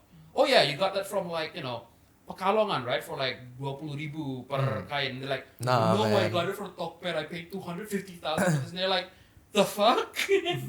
Like, and it's stuff like that. I'm pretty sure you feel the same way about like workwear jackets, right? I was just about to talk about workwear jackets. No, yeah, because that's exactly thinking what's happening. That's well, as you're explaining it, I'm thinking about like Carhartt workwear jackets. You know, Yep. these are the Yeah. type of things that blue collar Americans wear just because they're tough and they can like get beat up, and They're very durable. yeah, it's Yeah. for blue collar dudes who work construction, who work plumbing, who are engineers, electricians, whatever.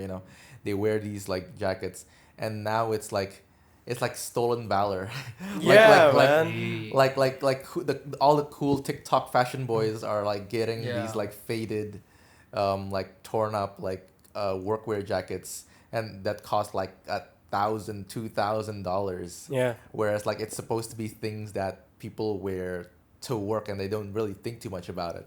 And then the people who actually want to use that for work end up not buying it because they've been priced out. Yeah. And so they Yeah. move on to another brand Yeah. that can actually give them what they want. The funniest thing is like those people aren't even aware of that. Like I saw No. there was like this really funny like creator who's like, here's the way to get cheap Carhartt jackets. I'm going to post a fake listing of like power tools. I'm gonna fake sell like a bunch of power tools, and then people will message him, like actual like blue collar workers message him, and they're like, hey, is this available? Obviously it's not because he doesn't have it. Yeah. He's like, oh no, I'm not, but like I'm also in the market for like some used Carhartt jackets. Do you have any?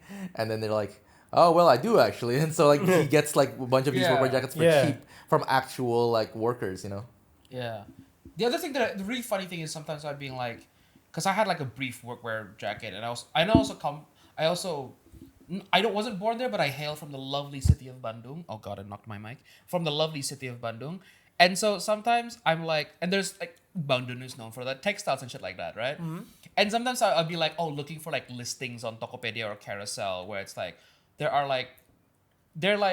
made in Indonesia, I'm pretty sure. They're all made in Bandung, but then like the listings for like, if it's brandless or if it has like a foreign brand, is like very, very expensive.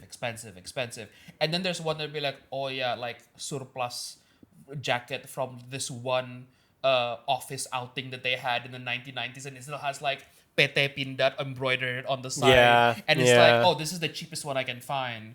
And I'm like, what does that say about how we look at ourselves? And I just sat there on my looking at my Shopee cart being like, that's weird. Yeah. Yeah. I don't know if that's good or bad. It's just a bit odd. I like it until it starts to smell or like look Indonesian, and then like, eh. Yeah. And I'm like, Oh, Indonesian. There you go. PT Peanut. Our own- Gross, bro. That's cringe. Our- You a local? Our like- own like- sort of hatred like- towards her. Like PT Pindad or like an Indonesian company sounding name, lame. But Yeah. then you know what's actually fucking huge in What? the resale market? Go on. The like FFA jackets, or like the Farmers Association jackets or whatever. Yeah. That's like an American like agricultural like program, which is basically like mahasiswa pertanian there. It's like Oh it's my like their goodness. like jacket campus. Yeah. It's Yeah. like not exactly mater. jacket campus, not exactly jacket alma mater, but like it's like a program from like the agriculture. Yeah. Oh, yeah. Their agriculture like what is it? No. Just finish your thought because I have one more thing to add that's really funny to this. Go on. Yeah, but it's just like, you know, like because it's like American. It's American. Yeah. It somehow makes it cool. Yeah, Somehow because makes it it just very says on the back it's like some fuck ass like random town Yeah. in Ohio, Yeah. and it says Ohio in the back, and like the F, Uh, and like the logo, and it's like, oh yeah, I need to get, but that's like this shit like that like Yeah. like you know, not farmers, like agricultural students wear, and it's like if it was the equivalent of whatever it is in Indonesia, like Yeah. like nobody, like it's like seragam PNS. Yeah. It's like- Yeah. No, yeah, no, exactly. Exactly. I was about to say. The thing that I actually want to touch upon is like, because I know you didn't go to school in Indonesia in like the mid 2010s, right? You went to college abroad. I went to uni abroad. Yeah. Yeah, but for us who like went to uni here, do you remember the 2010s hoodie campus? Yeah, right. Yeah, that became a fad, right? Do you know how it became a thing? How did it become a thing? Okay. Is it because they saw a bunch of Americans wearing hoodies? Okay, so correct me if I'm wrong, and, Huh. and if not, then if you are a researcher or Yes. a cultural anthropologist, contact me. You should do this research. It's really cool. But Also, by the way, just a quick brief note: if we did make any mistakes, do tell us know in the comments Yes. as well, yeah, because we are more than happy to learn about some of the things that we perhaps Yeah. got wrong. We're Although just there a are bunch of some 20-somethings. there with, are like, some hills that I would like to You die should- on. We that should I have will said that die at on. the beginning. Right No, we now. should. No, that's fine. It's We can throw absolutely this in the fine. beginning, Honestly, I it doesn't guess. matter. Yeah. We we have can. a disclaimer. We're not description. we're not Not experts. experts, No, so- we're literally just We're just totally normal folks. guys. Just all right. for 3 unemployed people and 1 employed person. Semi-employed. But sort of hanging on a thread Yeah, there. hang on, Yeah. that's right. Anyway, Daniel, you were what I was saying. gonna say, again, if you're a Hoodies. cultural anthropologist, please do research into this or correct me if I'm wrong because this is fascinating. Yep. The first wave of truly successful LPDP people are generation from early mid 2000s to 2010s, which means they went there. They these are people who went to like Yale, Stanford, Columbia, basically like that East Coast, you know, and then they saw The Ivy League. if yeah, you- the Ivy League people. I think people who saw there, or and sometimes also in like Europe, but I think they went there and they saw the prestige that came with being in Ivy League. Right. And Right? and wearing the Having- varsity jackets Exactly. too. Yeah. Having rowing teams, having fraternities, having jackets. Do you remember all of the Harvard, yeah. specifically the Harvard The hoodies they Harvard sell in, like hoodies. H&M or like Yeah. Zara or whatever? Yeah. right? Yeah, exactly. That was 'Cause- wild, man. Yeah, because I think that generation came back and they were like, I want an indicator that I was a successful LPDB employee, that I did go abroad, that I made my country proud, that I'm a level above everybody, and I'm going to wear my hoodie jacket now. And all the cool kids start wearing the hoodie jacket. And then everyone else like, hey, all those cool kids are start wearing jackets. What if for our own kaya perhimpunan mahasiswa, we made our own hoodies, Our right? own pride, Yeah. right? Honestly, yeah. I think the correlation between cultural taste and LPDP students should be studied because cafes yang kiblat ke Melbourne Yeah. trends, even like, you know, like places like Crapela and stuff like that. That's a very, very like Melbourne / Sydney type of like club joint. And those trends did not come in until around 2020. And guess where a lot of LPDP, rich Jakartan LPDP students go to in the like angkatan from 2010 to like 2020? They went to Australia. They went to Australia. They went to Melbourne They went as to well. Melbourne. Melbourne. Specifically. It Or has to sometimes be that they also specific go to like city. NUS and stuff like that. And so Right. you know, catch a little bit. But a lot of them, but you know, unfortunately, and you can record this hot take. Go on. Singapore is not as cultured as a lot of other parts of Southeast Asia, and not as cultured. Doesn't have like the cultural capital that Melbourne has. You know, because it's got great music scene, clubbing scene, fashion scene, food scene. And I think everyone who went there being Right. like, yeah.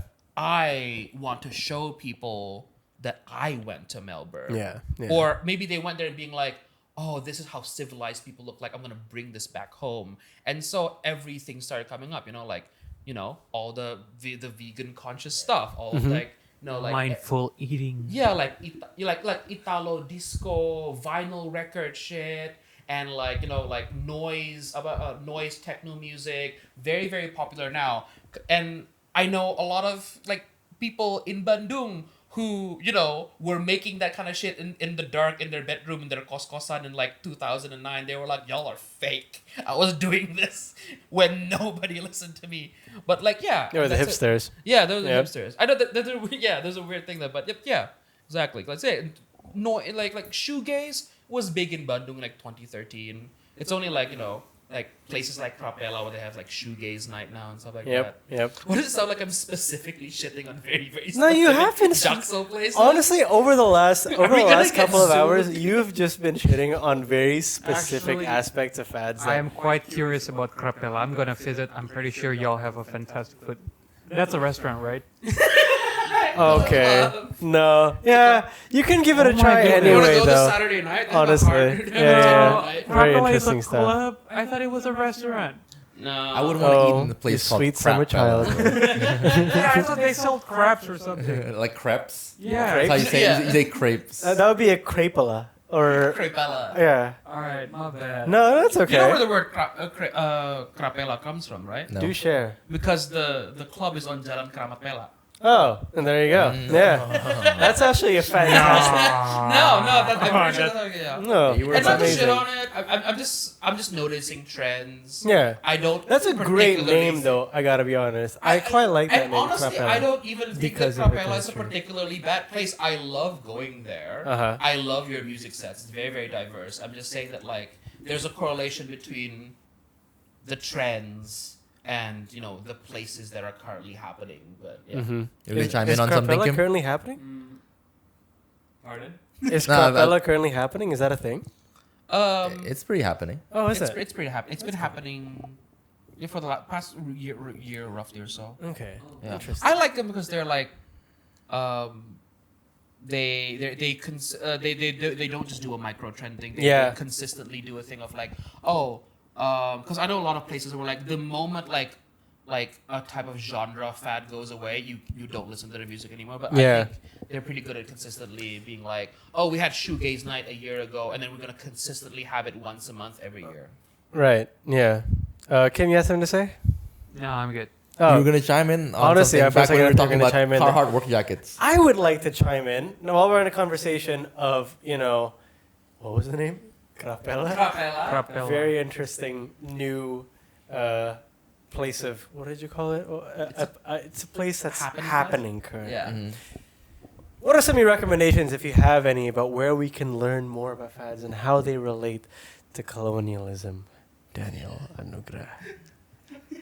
And I can imagine Arya. Like where we can learn about this stuff. Yeah? Probably your apartment, bro. That's This a is good where all point. the conversations happen Honestly. about this very specific Yeah. topic. I'm curious about where you got your sources. I know I have some books there, but they don't really relate to colonialism. Maybe in a future episode we can, touch on them, but the not difficult really thing now. is like I think a lot of my insights come from my sources, and they have a lot of training in like either from work experience because they work for a marketing agency. Folks, if you want to learn more, find yourself an anthropologist. yeah, either like be friends with an anthropologist who also happens to be friends with a lot of DJs at Potato Head. Yep. Or be That's a very small niche, by the way. Yeah. or be a market research agency. No, actually, but to be real, I think I really like the YouTube channel Mina Lee.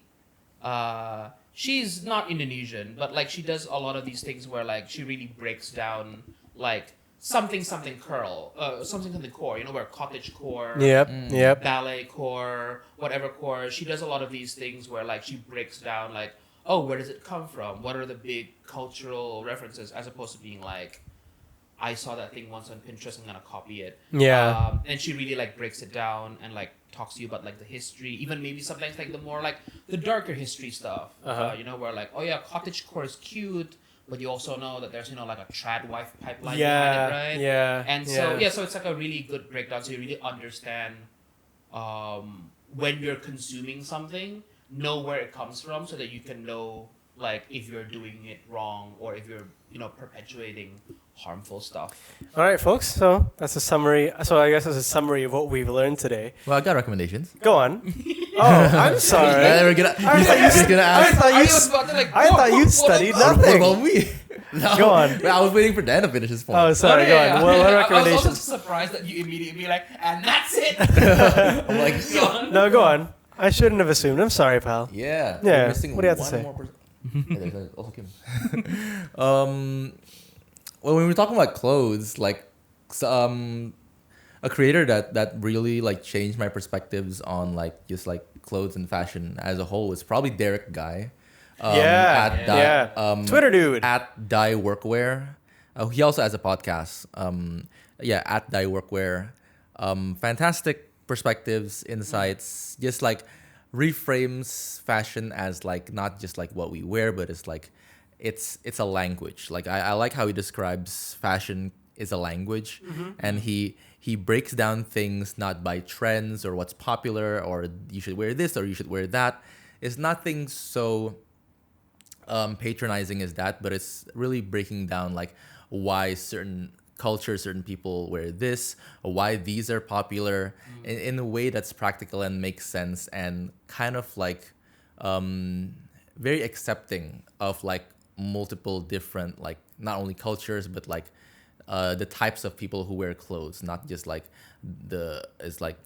it's very like inclusive in a way of like anyone can dress nice, and you just need to find your language, like how you want to present yourself in the world, and it feels validating, and like it feels like you can look nice no matter where you're from or how you look or whatever. Like there's always a way to like express yourself in that way, and like that's actually like really really cool to me. What's really interesting about Derek Guy, and what is to note about Derek Guy as well, is that through no fault of his own, obviously he from what I understand, he does live in a Western country, and so many of his content is sort of centralized upon Western standards of Yes. fashion. So it would be interesting to see if perhaps somewhere in the near future we can have sort of like a similar type of person, but for perhaps what we can consider to be a reclaiming of our cultural heritage in terms of fashion. I'll be honest. There's probably already creators like that. Yeah, I'm on curious. TikTok, they just haven't Yeah. exploded yet. And yeah, I think TikTok's where you have to be to like find who those are. Cause like in our generation, yeah, it's probably where they're gonna be. And of course, TikTok is where you'll find clips of us as well speaking. You might be watching this on TikTok. You might be now. watching something right now. You never Yeah. know. As This we might be speak, we quite don't even funny. have a TikTok account. Kim, anything else you'd like to add before Yeah, we your close the recommendations. episode, buddy? Actually, to be honest, I'm still learning myself, so I have no recommendation. Just stay curious. Here's a recommendation for you who are learning. Read. No, Not reading. Horrible. No. no. No, I hate it. There's no pictures. Too much. Too many words. Does it? Not enough images. Not enough colors. All black and white. I cannot do it. Where's Does my it come with a instant Minecraft gratification? guy hopping on stuff? Oh, can you imagine Yeah. a Minecraft guy Subway hopping on server. stuff? Just a Subway Or- server. Just Or- prop your phone up to the book. Have it Yeah. have it run like endless Subway surfers. Yeah, or it's just like some random guy that's making like a really small, really intricate artifact, you know? Yeah. So you can see how it's made as somebody's giving like a political yes. speech Yeah. about Or the just ramifications of World War II. or maybe just know. a hydraulic press. Oh, there you go. Yep.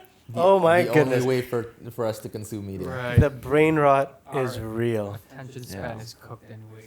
It You're really so is. cooked, bro. So anyway, all we can summarize for today's session is, or for this episode's session indeed, is that fads are inherently colonialist. Thank you very much for watching. Is that it? Uh, Was that actually? God. Thank you very much for watching the Totally Normal Podcast with me, Sati from SC, Daniel Anugrah, Kim Lilnoni, and Arias Hidata. Stick around to find out what the next episode will be.